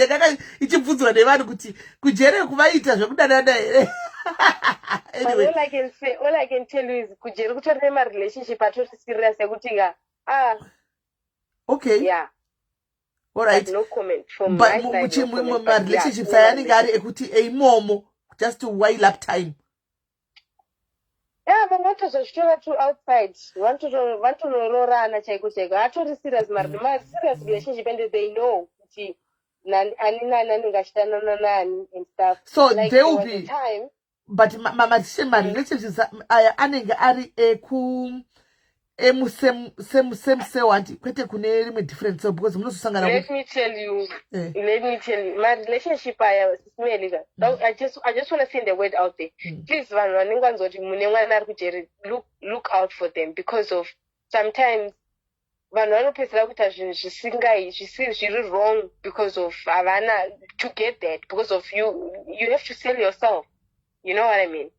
Vamwe vanozvitengesa online, vamwe vanenge vachizvitengesa imomo mujeri imomo. You have to sleep with a like you are 20 years, you are sleeping with a 50-year-old lady because of she will supply your needs. Anotengera ma-cigarettes. If you smoke, but you will be well taken care of. But Esther, I don't understand. When we say this lady will be sleeping with you, mukadzi haana chekuisisa chacho anorara newe sei?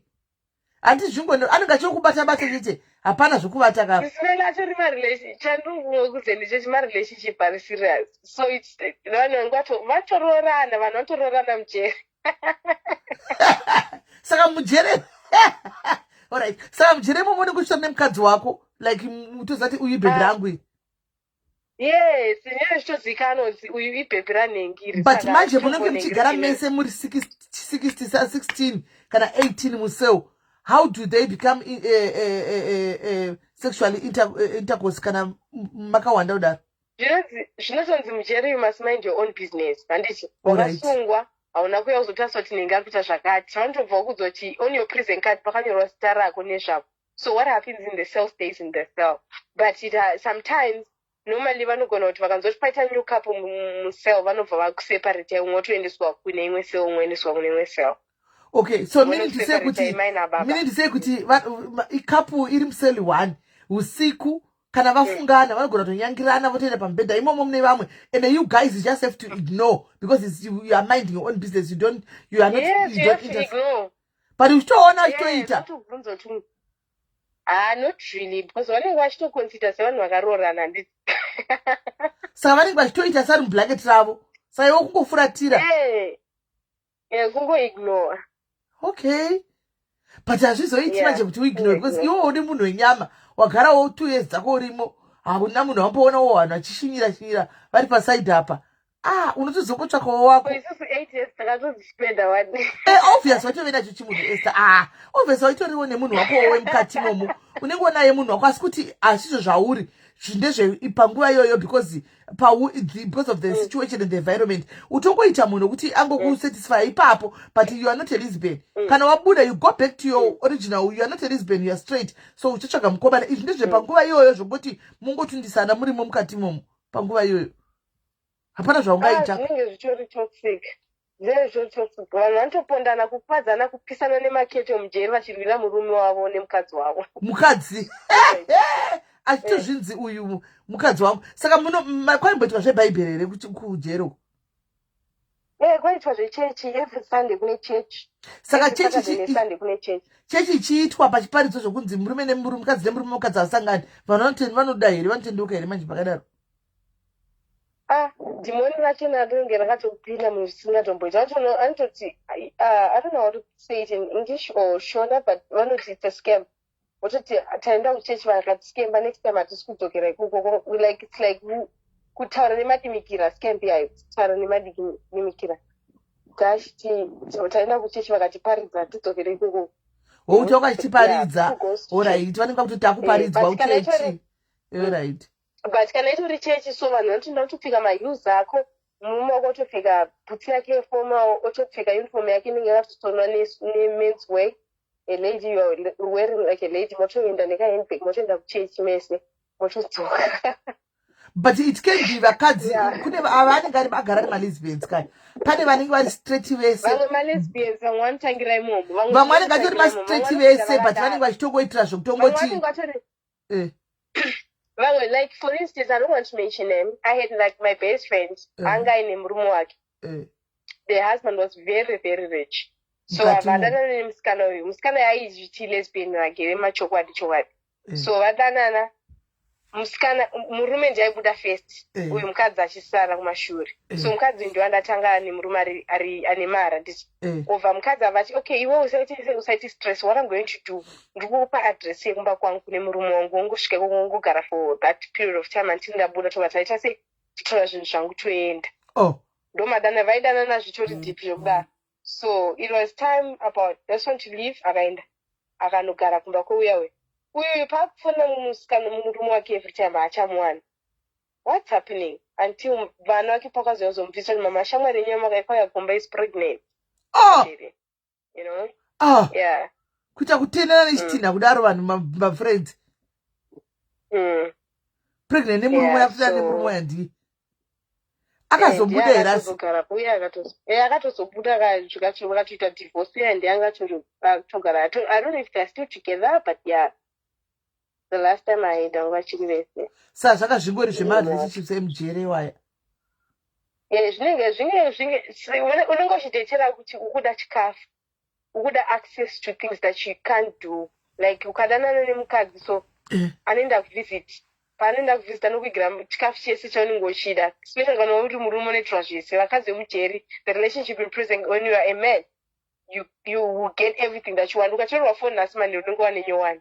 Saka apa panoenda kunovhizisa kudanana nemunhu just kuti azonge anongokuisa kechigumwe chakachingokisa chingodididi hati ndo zvevakadzi vanenge vachiti hapana chimwe anopinda here macucumber anopinda here mukati mumiya abvumirwe nemabhanana abvumirwe notivaridza kuti anoshandisa mabhanana kuti aizvozvo command kiri macarrots or something anopinda awene but hapana vanhu vanenge vasinga I didn't see anyone like doing that. Vanenge those belief ekushita malesbian machoka real lesbians don't do that. Havashandisi zvimadhudhu and stuff.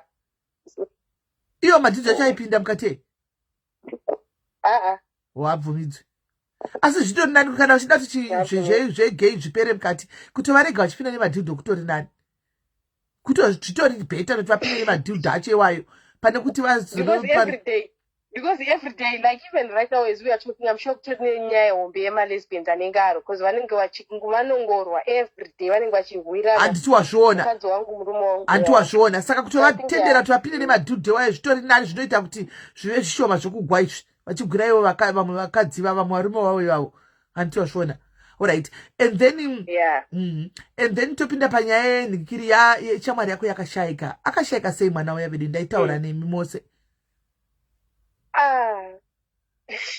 zvakaitika ndezvoti handina chikudzai pekwenchiti chinomboita mapati mujeri taita mapati but nini now I was not part of it because I was staying in school so pakaitwa pati handitya paitwa pati yaya papatorwa mapicture vatora mapicture vanogara vachituudza kuti kana tinoziva kuti mune mafoni enyu and munovaviga hatiwawani but sometimes just show respect musazviposti pamafacebook and pamawhatsapp so it happened kuti pane musikana wofuti anga ari involved in a lesbian relationship. She was a white lady so anga akuenda kumba during a release time uyu musikana waidanana naye mutema uyu akaita jealous yekuti mari yakuenda saka adoda kuti agare a bit longer abva alikisa mapictures ayaye kufacebook kuaccount yaarea commissioner right so area commissioner akabva atumira search kuprison kuti mukusiya vasungwa vachifara so sei muripo mapati akadai so pakati nered velvet cake. This cake it was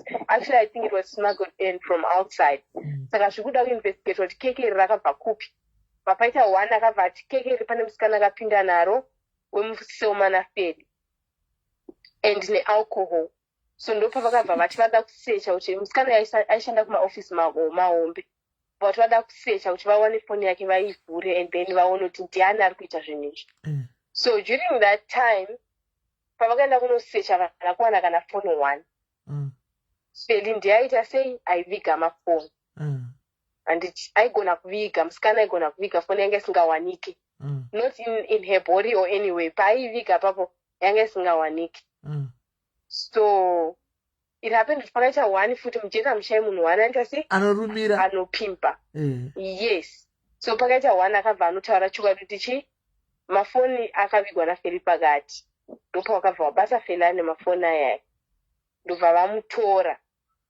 I remember on that day ndandakatumira pagate vachitopfuura the naye man and the other lady aine no iye asipo nechiuyi chechi chinoshoka chechi achitondisikidzira nacho ndakamira pagate achichiva nemusikana ndokurova nacho but atotiza pagate pavaenda up and then later on ndopatanzwa kuti Feli arohwa and it's bad, you know. Okay, so ine ndakangoti kungorohwa kumwe kwake she'll be fine because it took her like a month or so if I'm not mistaken. So one day ndandakamira pagate and it's again because pagate ndogara kuchikoro, so anyone anopfuura achibva kumusoro kumasections amwe anotondiona sometimes then depressed saka tiri takavharirwa. I like at least when I see people passing, you know, I would feel better. So I like standing at the gate. So I'm standing at the gate. Then ndikutoona Feli ari kufamba neachibatizwa pamagrill, pane magrill, pamagrill.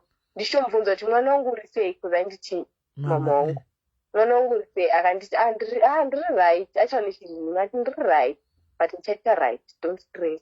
Ndikati ko chii zvikanzi don't stress. Abva atopfuura achifamba mbichana.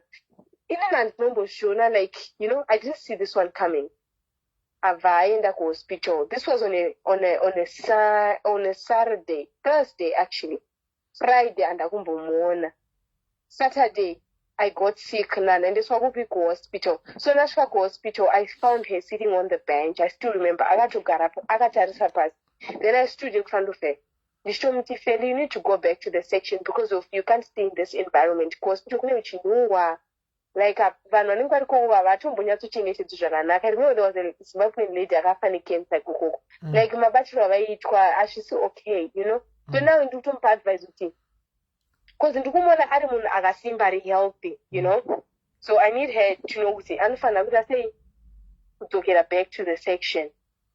So I'm advising her to take a section usagare kuno kuhospital akuite the environment is not okay. Vatonditaza zvikanzi don't stress ndichaenda. Ndichadzokera ndodzokera. Ndita right. But anonditarisa in my eyes she was looking down. Okay. I left. This is on a Saturday, ne? Sunday. Ndakamira futi pagate papa, hello? Edudo. Sunday ndakamira futi pagate papa, ndafanira pagate. Everyone who's been to prison, they will tell you, Esther, why don't they go to my gate? Why did my gate is because ndafanira pagate. Ndakamira ndikutomuona Feli ari muwheelchair. Now this time around she's in wheelchair. Akangotasa pasi. Again, ari kutopfuura ndikutomuti Feli anondipindura batoenda ari kuenda kuvisit. That's the same night, if you check your Facebook messages, I created a ghost account because of Nanchi Chikautichi. Zita rangu rikabuda ma one. Then I wrote a message to you. Yes, I saw it. Felafa. Yes, please. Yeah. No, angatho Feli what angasata. Pakati hope Feli, yeah. Anga Feli, yeah, okay. No, it was not. Okay, that same day, ndopaenda Feli ku visit. And then at night, ndandapurisa mapot musection kitchen ndopananzoti Feli ari kureception chindaumhanya kuti ndinomuona because ine vainditi ambassador wokuzimbabwe, so like, you know, I would take that space. Ndichitomhanya kuenda kureception chisvika Feli is not there anymore. Aenda, you know. I was like tozomuona adzoka. I didn't get a chance to see her. And then sorry ako. Vari kuchema. Sorry. Feli is gone. Feli is gone. How? Vari kuchema unavo kuti Feli is gone, guys. Feli is gone. Mazimbabwe mese akarwadziwa. Then we even had a meeting in Zimbabwe. Twitter said that's when I contacted you. But it's really this and this happened because in Indaichika, and I was also close to the captain's members. Why it was on these pins up why it was easy for them to do anything to me, you know.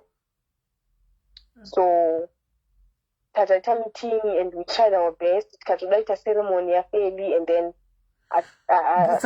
family yake ikatora body. Vakaramba. Family yake ikatora body. Yakazoitora, but I think vangokuramba because of antaita shoplifting. So Stara Aisha for shop akanga apinda naro mujeti was not the one that was corresponding to the one that she was using out. That was on her papers. Angani akuwa makore mangani? Anga ine 4 or 5. anga asinombowanda makore ake 5 years or so. Asi aine kesi yaitomboatenda but yakazopera ari mukati. Sabhodhi yakazoiswa kuZimbabwe. Yes, yakazoendeswa kuZimbabwe. Vaingochitumirawo mapictures.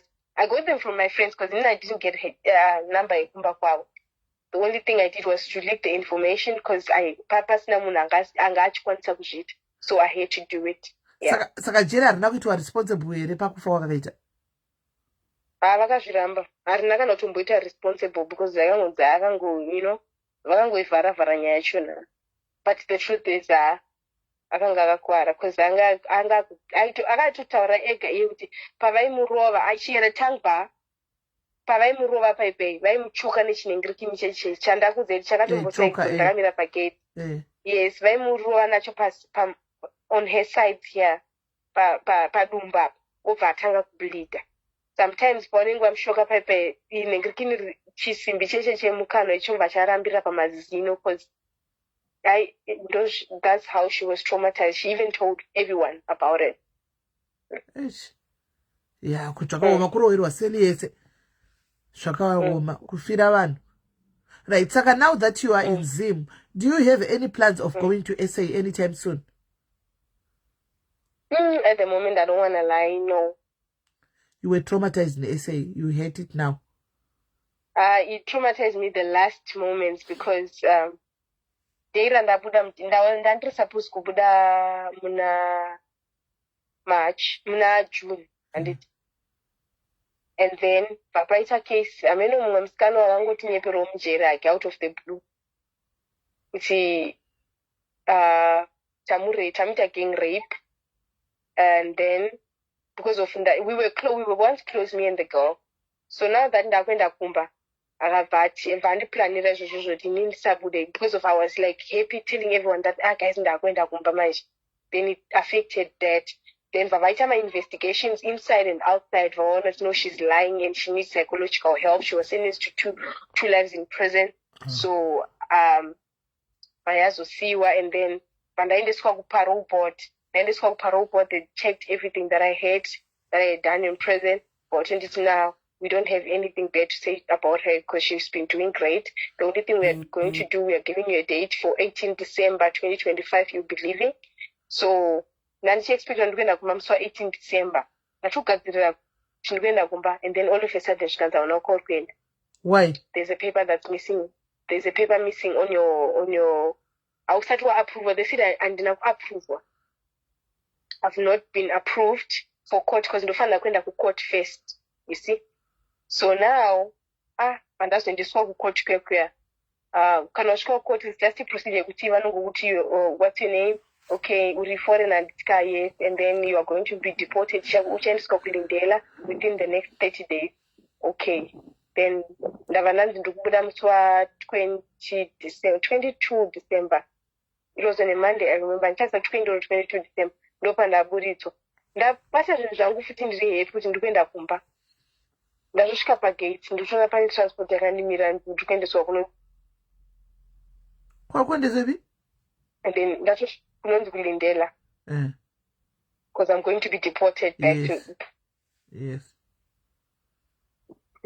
Ndachosvika kulindela kwekuya. I had access to my phone now. Ndachofona and this was happening. My sister, she's been like one of the people that helped me. My cousin sister, Nonzi Memory.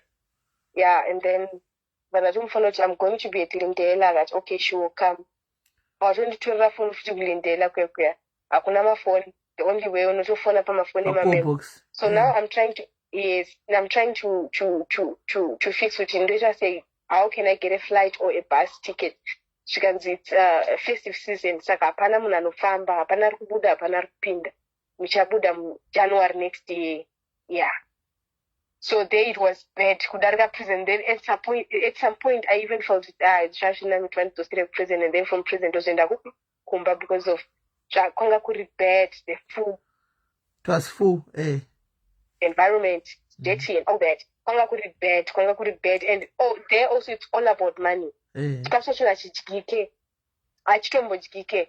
Ani amairi kulindela, they must visit them because there's thousands and thousands and thousands of Zimbabweans there. Yeah, I know. Because munhu isangobatwa even musitita asina mupepa anoenda ikoko.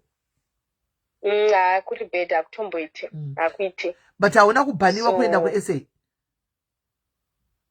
I don't, to be honest, when they took me to court, I was told but they didn't ban me. They just said you are going to be deported and you must fix your papers, and within 30 days that was what the magistrate said. I was never banned, to be honest. I don't know, maybe that's the banning or what, but that's what that. Okay, all right. Okay, so what are your plans now that you are back home in Zim and Shishka Kumba? How did the society, accepted you?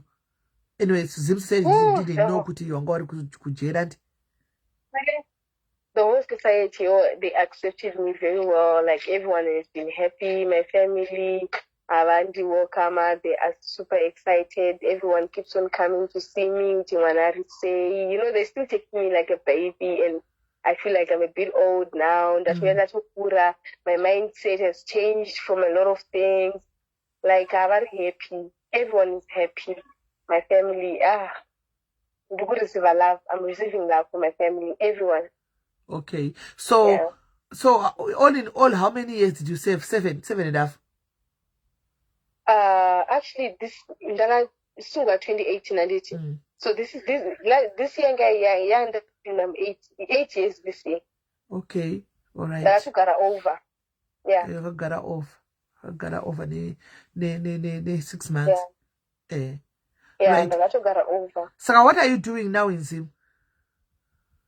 Right now, I was released on the 2nd of January 2026. So I was like, I wanted to deal with my emotions, like trying to communicate, and like there's a lot of things really slow ever since I got back, And I've been taking it one step at a time, but I look forward now. I think I'm a bit better. That's why I was able to take the live, because I'm able to talk now about it because of then Panashika a different person. I've been receiving love, but to talk about it, I didn't know how to do that. But you did well. You did very well. And that's a start now.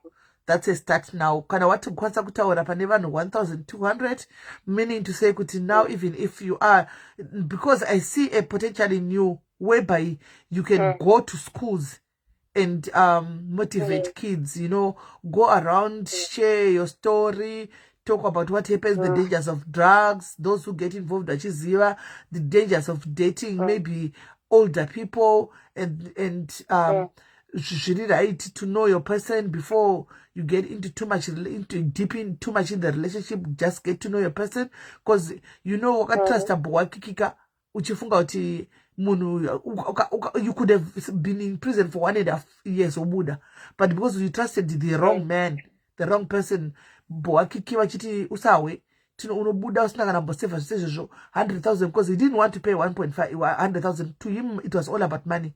But kuti uri mai vemwana uri important zvokuda kamari, because uri mai vemwana wake haana kutarisa. So the guy was selfish. So you can, relationships wise, drug wise, life wise, you have a lot to teach, vamwe vana kunzoko, a lot to teach vamwe vana. That's so I'm saying a lot, even about kuti vanhu vanotoita zvekusmoka madrugs from this coast also, anenda kuti vanoinjectana. Some people, they get HIV through all that. Like, I have a lot that I want to do. To offer in a community. So classes of HIV, even going to a prison. Actually, I feel like that. Even if I can get that opportunity, you can get that opportunity. I would like to do that. If you get in touch with my prison commissioner, wow, that I spent 7-8 years in prison in SA, and I've learned a lot. Just did so about because stigma, especially in Zimbabwe, could not know what HIV. Stigma yakazara zvokutodaro vanhu vava zvavanoda kuti ukwanise kuhelpa. This is why we saying, guys, kuti please follow your page, follow your TikTok page, follow your Facebook page, because she will be coming ikoko kuma platform kwake achitaura a lot and achidzidzisawo a lot zvimwe zvaasina kwanisa kutaura. As the time goes on anenge agona kuzvitaura anenge akudzidzisawo ari kuplatform kwake koko tichionawo tichiendawo tichiona. And whenever you're doing a live, please contact us tishare live so that anawo mapage kudhara ndoandiri kupina pasasapo. She's got pages already. Ndoandiri kupina pasasapo kuti vanhu vafollow. I think people have already started kuti akwanise kutaka kuti aite zvemapage zvepage rake vawedzere page. So and beauty therapy, like I'm looking forward to that as well. Yes, you can it's actually even do an like, online. I am very good. You can try this on traveling, whatever. Kuti vanhu vanokudedza uchienda kunoita vanhu mamakeup kudzimba dzavo yemobile. Ehe, sezvo changobuda usati wave nemari yemarentals stuff. Izvo kuti unongotenda munhu akubhuka uya woenda munhu akubhuka ndiri pakati. So madiaries, she really needs your support. If in Harare uri kuda kuti makeup, she's good, as she's saying she's very good. Une ningikirere ane page yake kudhara. She doesn't need kubata ana ado orochi. Ane page yake kudhara. She's got a page ku TikTok, she's got a page pa Facebook. Malink do atiri kuningirira atiri kukandai. So vari kuda kumusapotawo guys pa makeups and stuff like that. Mwananta une mapictures wakamboita makeup here tigomaposta. Yes, I do have. I do have. Please send them to me so that I can also put it up and number kuZimbabwe vanda kubata vakubate. I think tine ma headmaster akatarisa live, tine ma teacher akatarisa live. Vari kuda vana munhu anouya kuchikoro achitanga. That's a start. Mutorei for now, give age only 2 gig for free. Anoita for free 2 gigs dzekutanga she will do for free. Akutaridze kuti she has it in her. Then from there munenge makumubhadharawo. Animaona munenge makumubhadharawo kuti uzviite. But my diaries, we need your support. Zvikuru pama makeup andika zvikuru pama makeup apa.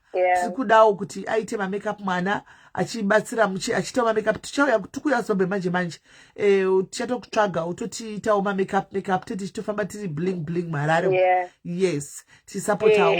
So guys, vari kubata page ari kukandwa mucomment section uyu ndo atiri kuda batai mwana and she should do a course. Akaita course kudhara, akaita course yebeauty therapy, anayo certificate, anayo kuZimbabwe ana criminal record. Ane criminal record kuSA kwete kuZimbabwe. KuZimbabwe haana criminal record. So ngatiitei kuti timusupporte guys. Kungoti ariku I think you need to prepare. Pane mafunction amuri kuita kuSA amuri kugadzira yamanyora yamati intelligence and what unfiltered yamuri kuitaiyo. She should anogona kusava kuva akabhanwa deanga asina kubhanwa toita apinde kuzoita vanhu vese vamakeup ikoko. Chumpresi tokumbiraona kundai rambai muchikanda malink panzi pane risiri kuvhura. Malink ai 2, pane reFacebook pane reTikTok. Kandai muchiramba kundai ramba uchikanda malinks. Ramba uchikanda malinks. Rambai muchikanda malinks guys. Rambai muchikanda malinks. Rambai muchikanda malinks. Auntie, can you teach online makeups? Yes, it's another thing as well. Yes, she can open a group. She can open a group, a private group. WhatsApp. Kwamuno badra ma subscribers enyu. And I also did facial treatment. I can recommend, I can perform as well. Facial treatment on someone. So yeah, I look forward to all that. Kundai tokumbira tigadzirirawo mapeji aya ari kunzi malinga kuramba kuvhura. Tigadzirirewo zita, mupe vape zita. Vanopinda nevanofollowa nezita. Vape mazita Esther Chakaira. Esther Chakaira. Esther Chakaira guys. Muchamuona kamusikana kari cute so kane blonde. Esther Chakaira. Esther Chakaira. Saka izvozvi, what are you doing? Uri kuita kuZimbabwe? No, I as I said, Nansanda Changa with anything. Oh, you're still hanging around, laying low, trying to come to terms. Yeah, bonding with family. So how is the child? Are you bonding with the child now? Kanati gogo yake do bonding very well. We are going do moves like, but I'm trying also to bond with them with tradition. Yeah, okay. I missed all that. Achiri kukuziya here. Akatozungudzira because everyone was like, Esther is here. Otherwise, angatokanga. Ndakamziya ne 2 years, ndamusvikira ne 10. Yeah, angakanganwa. So abvunza kuti makambori kupi? Munhu anotaurisa angori a bit quiet, even though ane musikanzo. Kana ari around inini, I want to talk, he just stares at me. Ngatikurongerere uinde, ngatikurongerere ufambe kumaworkshop ari kuitwa wayatita kubatira madriving, ufambe zvikuru sei kuZANU-ku, ufambe uchitaura nezvemadrugs uku. Toda kutokubairira ikoko tikurongerere uende uchinotaura. I want to see you flying and show the world that you went to prison for a change. You came back a better person, and the prison it did not hold you to do whatever that you actually came back a better person because wakadzoka nema diploma, wakadzoka nema certificates, things that maybe you were not going to have panze because wakanga uchingonzi nemukomana with this and one. So you can keep flying high, and only the sky, even the sky cannot be the limit sometimes. It's not the limit for you. And the ramperi, u fly high, and inspire others kuti jere arikutadzisa kuita anything, because people think kuti kana munhu aenda kujere atove chichibhonda chichikondemn vasingazivi. Sometimes God puts you in a place for his own purpose, for his own reason. Look at you went there, you were only 21, turning 22. You didn't know much. Now your wisdom and maturity jere rakudzidzisa zvinhu zvakawanda. Anonzi Esther Chataira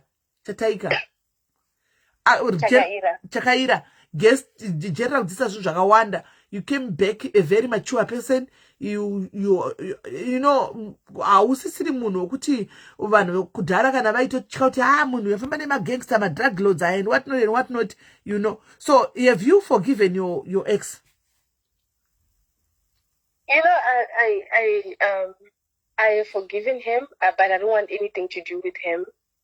Okay. Definitely, I don't want anything to do with him. I've forgiven him because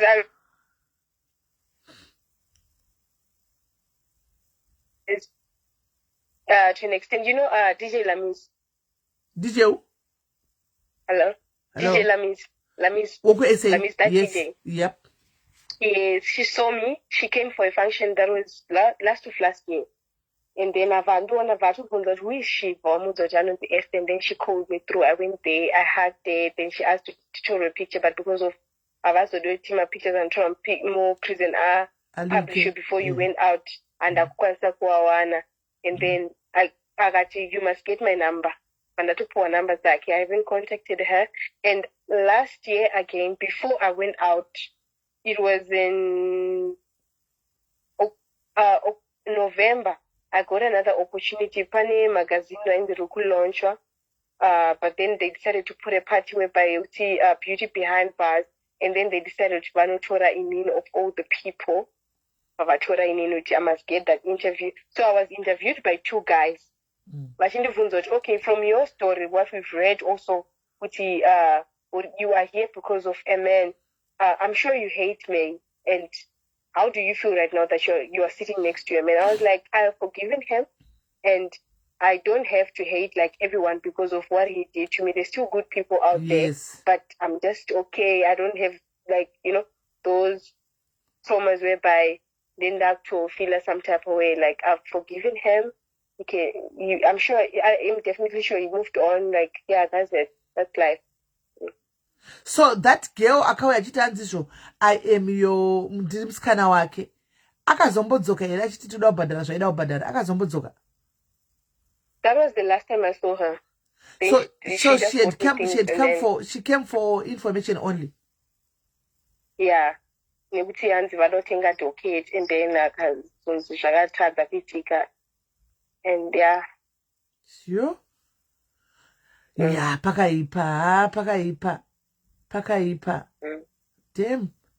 I hope this guy will not even try to kupinda muZimbabwe because tichamukuvadza akapinda muZimbabwe.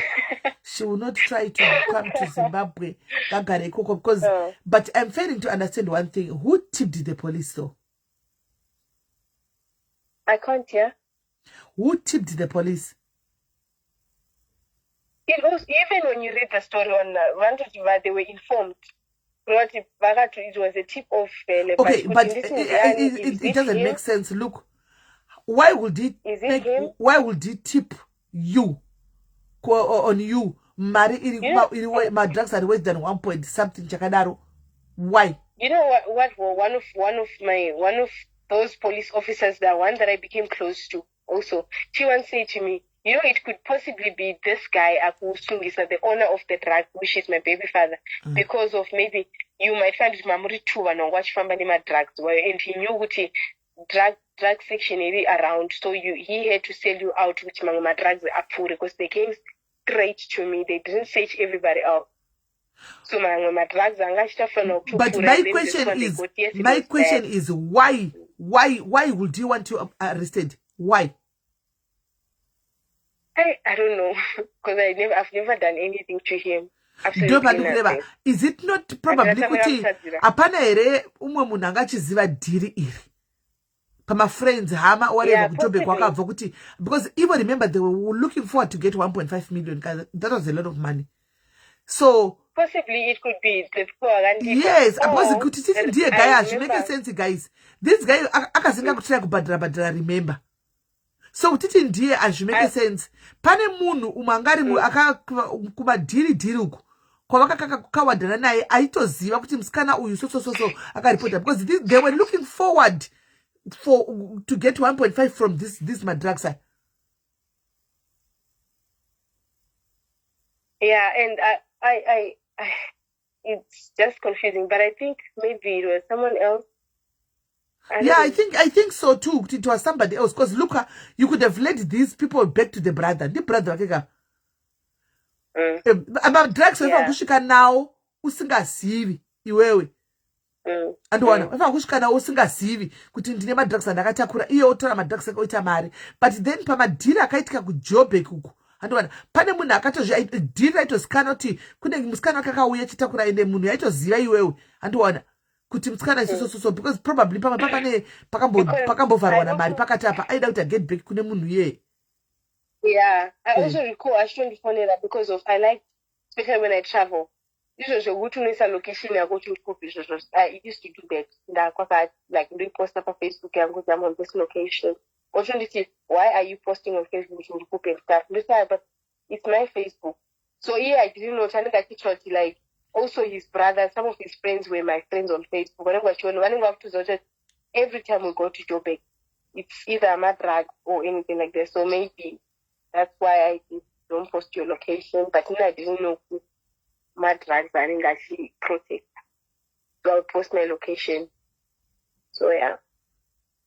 So pamwakatombo move some drugs akwanda usingazivi. Yeah, that was not our first journey. Yekwenda kuJoburg. Yeah. So that's what I'm saying. Pane somebody else. I don't think it's him though. Kana maitoenda pakawanda maitoenda naye uchibudira usingatozivi kuti kune madrugs ari mumabhegi one. You didn't know. And on this one, pane kuvharana kwakaitwa iye nabhudhi vake kana kuti iye nevanhu vakadhila navo, and they thought kuti kwabatwa naye achabatwa. They wanted to put him in prison. But unfortunately kwakanobatwa iwewe usati wasvika nemadrugs.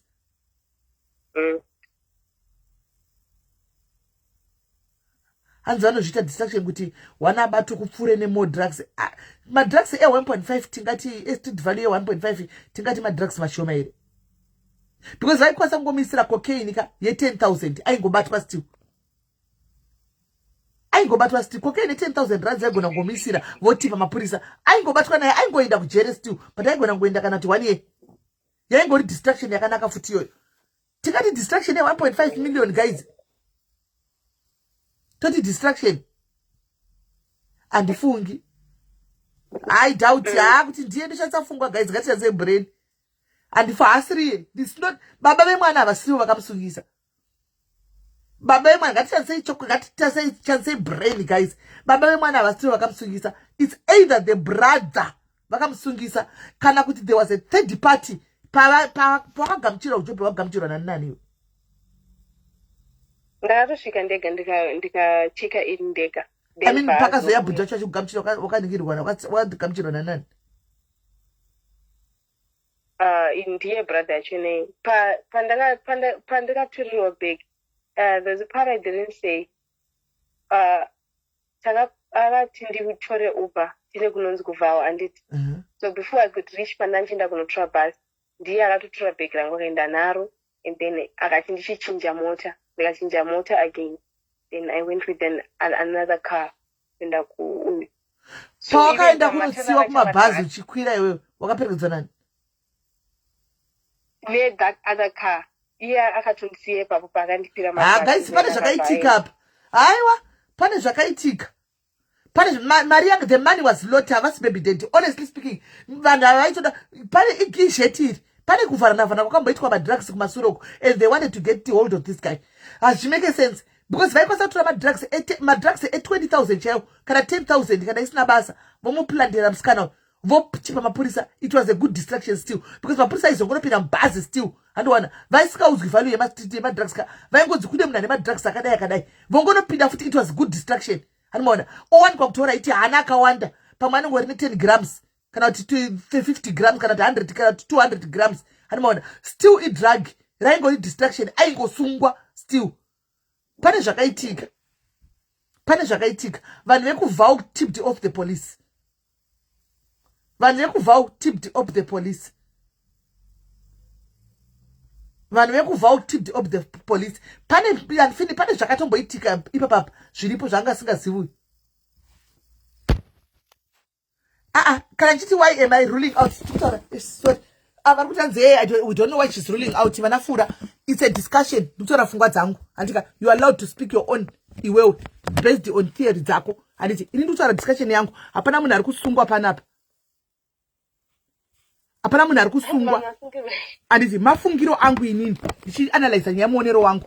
Zvokuti ngabva ndatozopointa kuti kwai amene vari kumudefenda. Handisi kudefenda munhu because haisi kuinda kukotika nyaya. Inyaya yakatopera. Anditi, inyaya yakatopera. Takutongoonesa mufungiro wokuti chingave chichakaitika. Saka inini am allowed kutaura zvandinoona, zvandiri kufunga. Iwe uri allowed kuti aiwa baba vemwana ndiwo akamusungisa. Ngatirege kubva tatoita kunge pane munhu ari kuda kusungwa kana pane nyaya. Ini ndikutaura mafungiro angu inini andiri kutofungira. Nditaura mafungiro angu inini nditaura mafungiro angu andiri kuona inini. Imimi mune right yekutaura mafungiro enyu kuti aiwa ichitofunga ndibaba vemwana. Andika iwe usamuchenese. Ina ndisi kuti kutaura nyaya. Hakuna kuchenesa munhu because hakuna munhu ari kusungwa guys. Hakuna munhu ari kusungwa. Zvokuchenesa munhu zvinoitwa kana kuchinzi kuchiri kuinda kukoti kunozonzi abuda because akacheneswa nevanhu vekusocial media. Iyi nyaya yakatopera kudhara. Munhu atori kumba, mwana wedu ari kumba, baba atozikwa vari. Tikutongototaurawo nyaya pano mwe machitara maonero ake. Saka kusi kuchenesa munhu. Ini ndakazvimiririra ini Sameli ndindi kuti hazvisi kundimekera sense kuti anomusungisa sei. Handimaona iye aida mari. Handiwana and he tried say akahaya malawyer achibhadhira malawyer. Hazvisi kundimekera sense. Ini ndakazvimirira. This guy tried ka akaita malawyer handika more than akaita 3 malawyer handika pakapesera pakuda nobhadhira kwa docket kuti rinyangarike. Hanimazviona uye akazoramba docket ada unobhadhako. Handimaona so kwandiri hazvisi kundimekera sense. Ndosaka ndiri kuti ini ndikutofunga kuti bangukuru ka bhudha vandibhudhi mwana wambaba namai vamwe chete kana kuti zvekungo zvemarudzi. Hello Esther. I don't know. Yes, I'm there. Ndibhudhi mwana same father same mother. Mati? Bhudhi vakava ndibhudhi same father same mother. I know that I'm a Nigerian joke. My brother, but exactly. Ndokupinda pfungwa dzangu inini nyameno inini kwandiri inini ndofunga ndo zviripo. Handimaona zvinogona kuti ndo zviripo kufunga kwangu ini ndoona sokuti pamwe ndo zvakaitika sezvo vasiri baba namai vamwe chete zvokuti my brother pachimadhira vaya pane zvimwe zvakamboitika kumasuroko.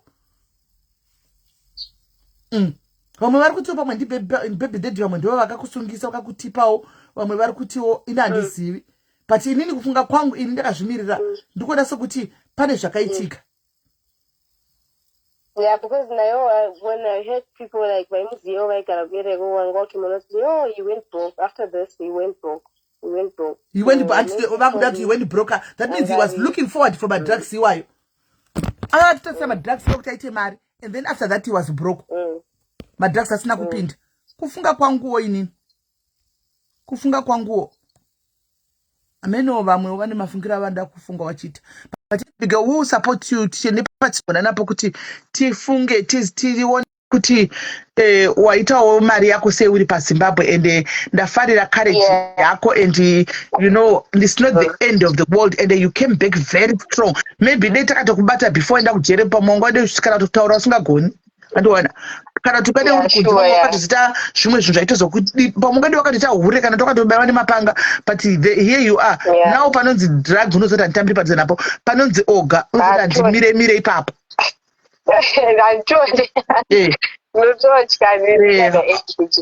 mire right kola vakwira hello Vaskere sisme mushe kanjani mush ndongobvunza kuti iye aisasuspecta wered baby date wavaita basa rei. Didn't she suspect him up and down aya? She didn't suspect anything.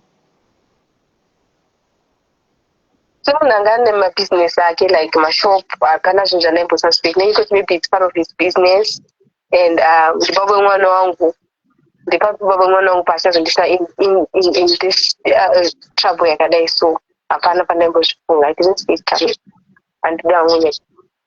Oh wangani mama business no it's fine. But you unambovira wakasuspecta wakada kuti kawani kuti pane zvinhu zvemadrugs pana pakana because kazhinji vanhu ndane manajire memutozviziva kuti vari muenda zvinhu zvemadrugs izvi asi kuti vanhu varume ava zvavanoita vanovhara vanhu kunigeria vanotanga kuita zvimakaseuzi zvokunyepedzera vanhu ndine garaji ndine shopu ndotengesa jalof rice vachinyepa asi chokwadi chiripo ndechekuti icover up chake chacho idomo kungoti she was young by then. She was young. My fridge, I don't think that you must take as you stop on my motor. She doesn't say no to drugs. Even on my fridge, I had those stickers. I actually say no to drugs. Yeah, even now. Old cars. Exactly. Yes, and you don't say no to drugs. Yes. Yeah, she did now. Yeah. Pakaipa aitoziva aitovhara iwewe aitovhara iwewe kuti usatomboziva aitovhara and I've heard that vana oga vanoriska paipa panonzi vakadzi vakawanda vachiramba kuenda kunhingikiri kunigeria uko kuchinzi vanoenda kunigeria vanourayiwa vodzoka kuno kuafrica vakamubhodhi momwe vakachekwa vakazadzwa madrugs mumatumbu kuchinzi chituna animaona vanozviita vana ogava animaona because anga zati ari kuda madrugs ake chete anosvika achitora madrugs iwayo kukuvhura kuvhiya utora madrugs vanozviita vanava. Sorry angashiwa vada kukwira buda udzoki vanoda kuedwai mutaure nemwana tiripo edwai toni but vamwe muchanoenda kufollowa page musakangana kuenda muchifollowa mapeji edwai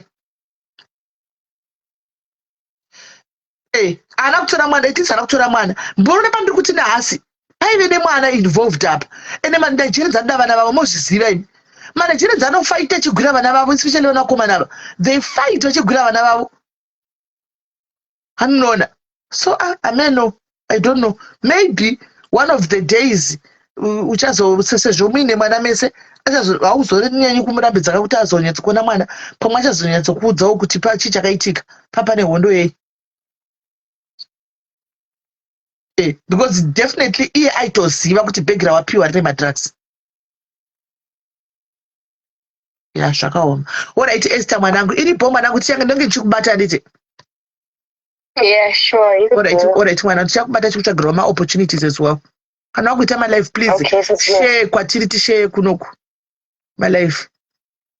Sibongile una green button. Yeah. Alright, iripo. I will do so. Alright, yeah. Thanks mwanangu. Right. Kana varipo da kukwira nekufast da vakamboenda kujere kati vakadanana nemadrug lords kurumidza ikatoda kuvata 2 hours. Kurumidza timukwire tuone. Right, kudzai uya tuone wanga uchiti uda wakambonozivana kudzai wanga uchiti ndine nyaya yangu chiuya zvekudzi chiwe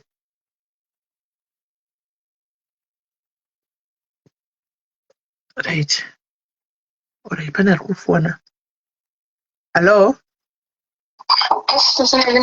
right kanjikola kanjani handiri right ndaida ngosheyawo zvangu experience yangu ndinorelata zvekuti nemwana uyu zvekuti be inini ndakambodanana naromana ogava ndo vanhu vandaingodawo hamene kubvira nekubvirawo ndichingokura ndaingoti ndinovada vanhu ava vane rudo vanochichi vanochengeta vakadzi chisaka pandaya kuSouth Africa kunoko ndo vandakato vanhu vandaitoda ivavo vandaitodanana navo so I think mumarelationships angu ese ndakadani ne4 ana ogava but wandakazonyatsoita serious naye wokupedzisira ende pane munhu ambofunza zvikanzi ambotaura kati anzi tinenge tichitoziva vanhu ava kuti isu tichitoziva kuti vanenge vachiita izvozvo it's very true ini ndaitoziva kuti ndo zvavaiita but zvavanoita manje vanokuguruma so kuti uzoti like kana wazoziva kana wazofunga kuti uzoziva hauvhunduke vane kamwe kakuguruma kavanokuita so they are just sweet, I don't want to lie kusvikira vazokuchipinza muchigemu chacho chekuti iwo hauzovhunduke unenge wakononge zvinenge zviri normal andimaona so saka zvakaitika ndezvekuti the last one yandakazinge ndazoita pandakazoti I will never tafamba ndakadanana naye kwe3 years ndobva saka aingondiita zvokuti aingonditi ndoda kukuitira uber ndoda kuti unotora mari yakati pakati already inini because of life was sweet ka unonge uchikuti no it's fine ndaitoenda ndotodaiso ndo matangira akandita kundiintroducer kuti azofila comfortable kuti azoita open up kuti ndo zvaanoita exactly haana kutaura but angakuita madealings ake ndiripo vachichinjana zvinhu zvavo achiuya kumba ndiripo and stuff zvaanga asingaite before aitodecida kuti anobuda unozviitira kunze but because anga andiguruma inini ndaita kuti zvanga zvatonomo kwandiri saka aingonditi ndoda kuitira uber woenda pasonoita sei unokolekta mari pakati ndotoenda kapaipa ichichi ndotokaunda mari dzacho kanenge ari malusika ma20 ma10 ma5 ichichi ndotokaunda mari paipai life was sweet then the last straw the last thing yakazoitiwa ndizoti uku kwatakuenda kwakunonyudza ndakaivhizitira sister yangu kuJoburg kuKempton Park uko pandaenda pandaita a week ndiriko saka akabva andifonera banditi pane vanhu vari kuuya kuzokuona vachakupa something okay akati my brothers yanzi pane project yakuda kuita my brother uchiita my brother usina nebasa saka vakati hanzi bati ndine mabrothers angu ari kuuya pane zvifarming zvatoda kuita zvekuchengeta nguruve saka vane sample yavada kukupa like it's a stock feed saka toda kuiendesa kupkowe kuti inoteswa saka vari kuuya kuzokupa katsaga ikako kezvinhu izvozvo maimwana kanga kari ka5 kg yamaimwana ine nditi ndatanga kufunga paipe kuti alright apa ndakuziva kuti munhu uyu apa ndandimune nekungonzwa nekungoziva kuti ndozvavanoita vanotakurisa ai nditi vanati okay no problem avo vauya vanhu vaive mabrothers ake vai vari 3 motikari pavandipakatsapuka ike vandavati before you leave ndoda kuti ndizive kuti mukatsapo umu mune chii exactly life was sweet ka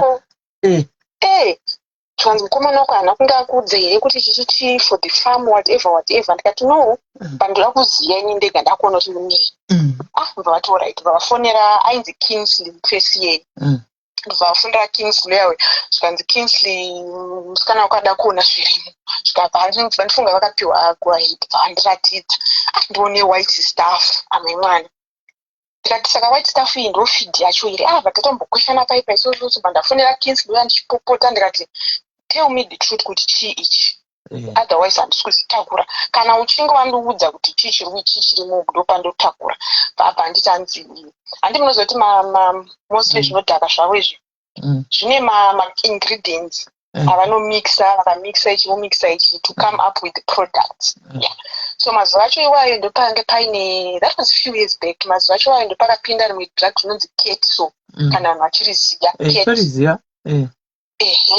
ndoparakapinda saka vanhu rinobikwa kane zvakubikwa naro to give that byproduct exactly pai ndobva anditi alright ichi chauri kutakura ichi chi-ingredient chakati but hachisiricho chi-product chacho alright hameno kana ndabvuma pai ndabvuma pandaenda paOR tambu pangu vandapinda chichichibva ndatouya kupi kuno Cape Town vandasvika but ndopandakabva ndazovhurika manje ndikati no uku kwazvakuenda ukakusisiriko pana tomupopata ndikati bazvazvichazabatsire bhozo rinda ngatoya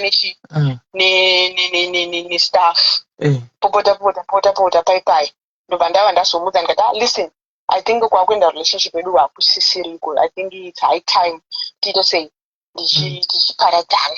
Taparadzana pai sisi akaita hondo mupesi iyeye tosvikira tatoenda tozoenda kupeace order because I think maybe angakufungidzirwa kuti ndichazofumura here or whatever. Ndikatopesa ndatozoenda kunotora peace order ndopa takabva ndazoseva nepeace order. Aigara kuGoodwood vanoziva Cape Town. Vana ndaenda koko vandanosia peace order yangu kuGoodwood police station. Vana ndatozobva ipapo.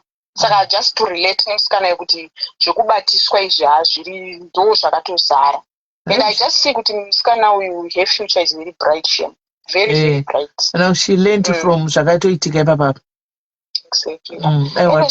Thank you very much, Paula. Maita basa, thank you nokushare. I hope you are learning, guys. Ani murikuona murikudzidza ka muchinzwa mwachitaura can try wangachifona vandimbofonera wangachitrai ya pakaipa maNigeria yenyaya memtwai ane hombe maNigeria edza mama waka hello Kola. Hi my sister may say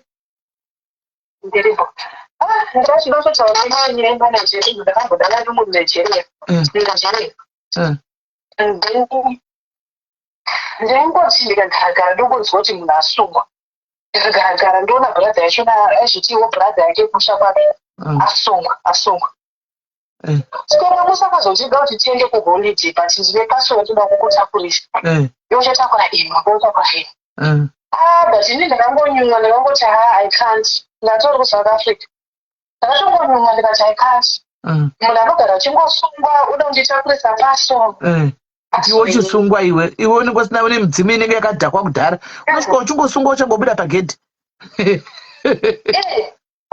ndakaramba akabva agumbuka ndokupera kwakatoita relationship yedu aiwa zvina basa ndaiterizvai kuti help me ukurambirei kundibatsira kubatsira chitakura oga pasiro yako azvemapasiro akawandisa ukurambirei kuti ndingoisa some of the pasiro mubag mako no, I can't do that. Wakagona nokupera kwakaita relationship yedu aiwa ngaipere zvai saka pamwe denda nditoriwo mukati zvakaoma pakaita zvakaoma right let me ko munhu angachitrai kufona apa pakaipa maNigeria naye zvivazhinji venyu makambotakura zvinhu zvewaiti apa zvisaga zvewaiti makambototakura muchi life is was sweet. Hello Kola. Hello Sumeli. Yes Kola, how are you? Fine. Ndoda kukudza ine nyaya yemadrugs iyoyi. Iwe wakambotakura iwe matsvukiro nematsvindiro wakaita aya wakambotakura chete wakatakura wakatsinda zvokuti ndo type dzinodiwa nemaNigerians type dzako idzi alright. Pane hama yangu taigara tichiudza kuti usatakure vanhu kubva kuJoburg, usatakure like maNigerian like anenge atumira mumwe munhu kuti nditakurire paseo yangu. Saka taigara tingomuudza kuti usazviite izvozvo, mune madrugs mukati. Aigara achingoti hapana mumwe akazotumirwa madrugs mumwe musi. Saka zvinoitika ndezvekuti pavanenge vakamira kune vamwe vanhu vari kuona kuti uyo munhu apiwa madrugs aidriva truck. Saka paakapiwa madrugs aya ndobva driver akati afamba mapurisa anga atofonerwa kudhara aitoziva nenhamba yetrack iyoyo. Vakasvika vakamumisa vakatanga kusecha akavaudza kuti hazvisi zvangu izvi ngezvemuridzi. Vakauya naye from ikoko kwavakamubatira to here to Cape Town. Muridzi wemadrugs achifona achingoti uri papi, vanhu vaiva vari rafu maNigerian. Beta uyo haana kutaura kumuudza kuti ndasungwa beta. haana kutaura, haana kana kumbodii, haana kutaura just because hanzi pakaipa. Vakati vasvika kuno kwakamuudza kuti aiwa traki rangu ranga rafa murodhi ndiri kutouya. Akati waiwa nonoka wanga uchifanirwa kusvika nenguva iyi chichi achipopota muNigerian ye. Mapurisa arimo mukati mutraki iroro. Rakati richisvika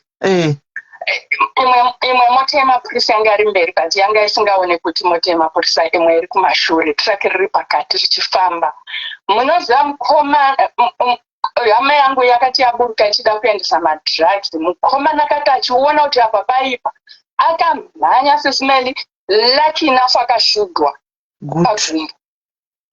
Ndokuti abatwe. And hama yangu iyoyo akazouya nawo mapurisa kumba vachitora mastatement chichi.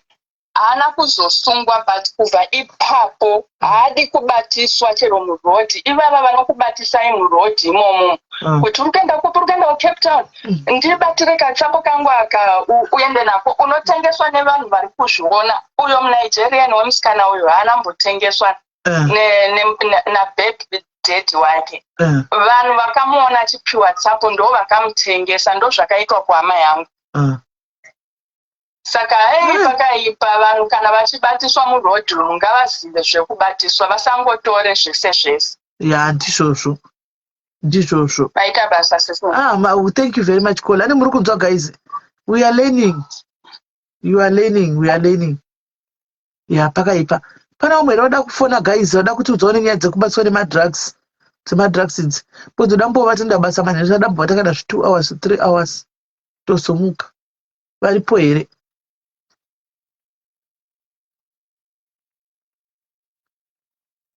Varipo here. But mwana yatidzidzisawo. Atidzidzisa shame. Ngatimusupportei guys. Let's support her. Let's support her. Let's support her. Let's support her. So guys, I'm going. I'll come back. Ndine nyaya mai vaya vekuenda kwaSabhuku. Tine namba dzaSabhuku. Vakadzoka nezuro manheru. It's a story for another time. Atingaiti izvozvi. So yeah, kana ndangwana time, I'll come back nayo, but not zvanhasi. Okay, pana ari kufona. Not zvanhasi. Hello dear. Hello. Hi, Kola. Yes, sesimele maswera. Musha kuri sei? Akuripo. Yeah, regendobvudzei nezvewangu wandairambodanana naye muNigeria. Zvazvingaita hake zvemadrugs. Aita yainzi Alibaba.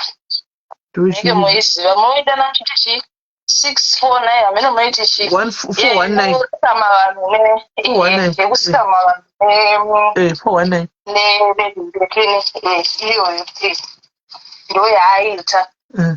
Asi mabrothers ake ndo aita zvemadrugs. Iye agara angori palaptop. Totanga asingawisinga kuti chii chiri kunyatsoitika. Totanga ndakatanga kudanana naye aindisi ndiri musician. Like ndiri busy kunyora mamusic, masongs, ndikugadzira masongs chichi palaptop. But nekufamba kwenguva akazondibudira pachena kuti ndoita sei, ndinoita so aipabata mari kwete zvekutamba, aitosama vanhu hobho zvekutodaro time yachona. Amy, I'll call you back. Amy, pane munhu pafoni, I'll call you back. Endera mberi Kola. Saka rimwe gore so tikabva atambovhizita kwatikavhizita kuDurban uko. Kwakune cousin brother yake yaitengesa futi madrugs. Ndakatoshamisika kuti saka kadrug aka iyo anayotanga riri chipa iroro raitodhura. Because ndakashamisika katikitiki but kakane mari yakabudiswa ipapo ndakatopfuura ndega. Saka tatakuita sei tatakudzokera kwataigara. Saka cousin yakabva yapa boyfriend yangu Kamonaki. Kamonaki akakaka kazara necash. Kuzara necash. Taenda zviya paya tamuJoburg. Inini ndaibatiswa kakabhegi kako Kamonaki. Kakazara necash kudai. Sa boyfriend yangu yaitondityira nditi ndiye anga karibata. Asi akazonditi no. Iwe uchibata chibata bhegi bosi isusu varume towanzosetwa papark station paya inaho right. Ndinoene Kamonaki achifambira kwake, ini ndichifambira kwangu. Nepari pawakatonyumwa ipapapo chibhegi ichocho kuti munei. Hey.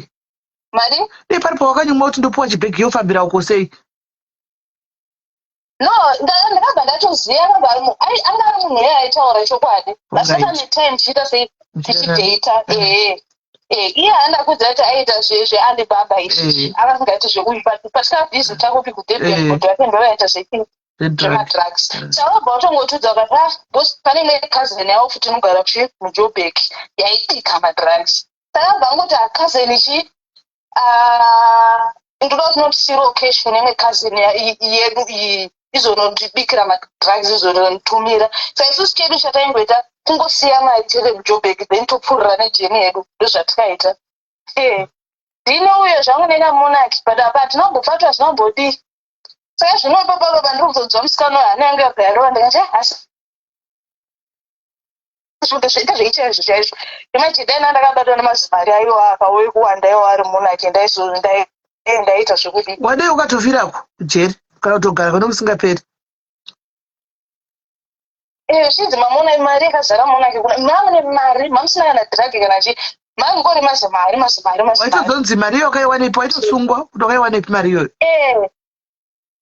Naime ndachitozifunga izvo zvega ngoti zvivindi zvatombopindana nazvo kati zvakaoma ndosheti. Thank you very much. Masaluni desk kama yaya. Thanks caller for sharing. Masaluni desk front aya. Front chaiyo. De front masaluni aya. Havana chinenge chimboitwa vana basa nemari yekumasaluni totengesa mota chi hakuna. Hakuna zvese izvozvo. Yapakaipa. Hello caller. Mushe kanjani? Ndokunzika here ndirikunzwa. Right. Mozvaparutsa nyaya iyi kai ndikutorikola imwe incident yakamboitika so ndakambodana nevamwe oga. Vana yangu iri kutovhunduka izvezvi pari kutaurwa pachitsanangura musikana kuti dai ndakabatwa. Kuti chakaitika mumwe musi ndaidana nevamwe oga vangu ane mari ndobva mumwe musi vati ndoda kuti undiperekedze tapinda mumota tadriver. Ndakati sukuende tusanga we're just going there. I just want you to accompany me. Tikati okay fine taenda. Ndakangoona vanhu akamboburuka mota bangondisara mumota iye mbangoenda pane rimwe zibuta rebreki mbangopinda mumota akangopinda nengobuda nekutodzoka mumota kwake. So moza inini mubrain dzangu ndakangoti izvi zvaitika apa kungopinda mota nekubuda but mubrain dzangu ndakangofunga kuti izvi ndezvemadrugs izvi. Asi handaita basa nazvo kuti ndimubvunze ndakangogara ndega ndichimboti movhi raitika izvi nderipiri handaunyatsorenzwisisa but handaumbomubvunza zvangu. So like now ndotozvifunga kuti what kudai vakabatwa ipopaya inini ndaitobatwawo kapa kozi ngandinavo. Plus izvezvinezvi haachasi muno muAfrica kuEurope. So tongotaura zvizvi. So iye akabva nditi mumwe musi tichitaura zvikanzi unoda kusvika rini uchingoshanda working hard like but it's not helping. Why can't you just do something that's going to give you fast money? Ndikati fast money like what? Zvikanzi patangotsanangura kuti pane vasikana vanodai ndikati never do that. I would rather die ndichishanda pane kuti ndiite izvozvo. Ndine mwana anoda kuchengerwa ndikasungwa chizvinoitika ndobva ati ndinokubudisa ndikati handitombofe ndakaita. So iye aibva muda kundiraura like kunzwa brain dzangu but ini ndabva ndatongoramba because aiti zvezvazvo aiti ndoda kuti uye kwandiri. So I think iye brain dzake ndedzekuti aida kuti pandinouya obva andibada takuriswa tunhu wandisingazivi. So ini ndakatomurambira ndikati handita would rather work hard. I have a child to take care of. In ndikasunga mwana uzochengetwa ndani. So I think ini ndokumafungira angu kuti aida kundikunzwa brain dzangu inini kuti ndoti chipa waiti tswarana waitonditakurisa kuenda naPoland kuna Indonesia kuna madrugs uko. Imagine muzane ndikupepuka ipapa parutauro zvopesa pandasina basa nazvo. Unoindiswa kumwe kuti zvinonetsa. Thank you very much. Pakaipa. Right. Right, guys. So I'll talk to you guys. Bye-bye. Have a blessed day. Take care of yourselves, guys. Again, but I'll go to work. Bye-bye.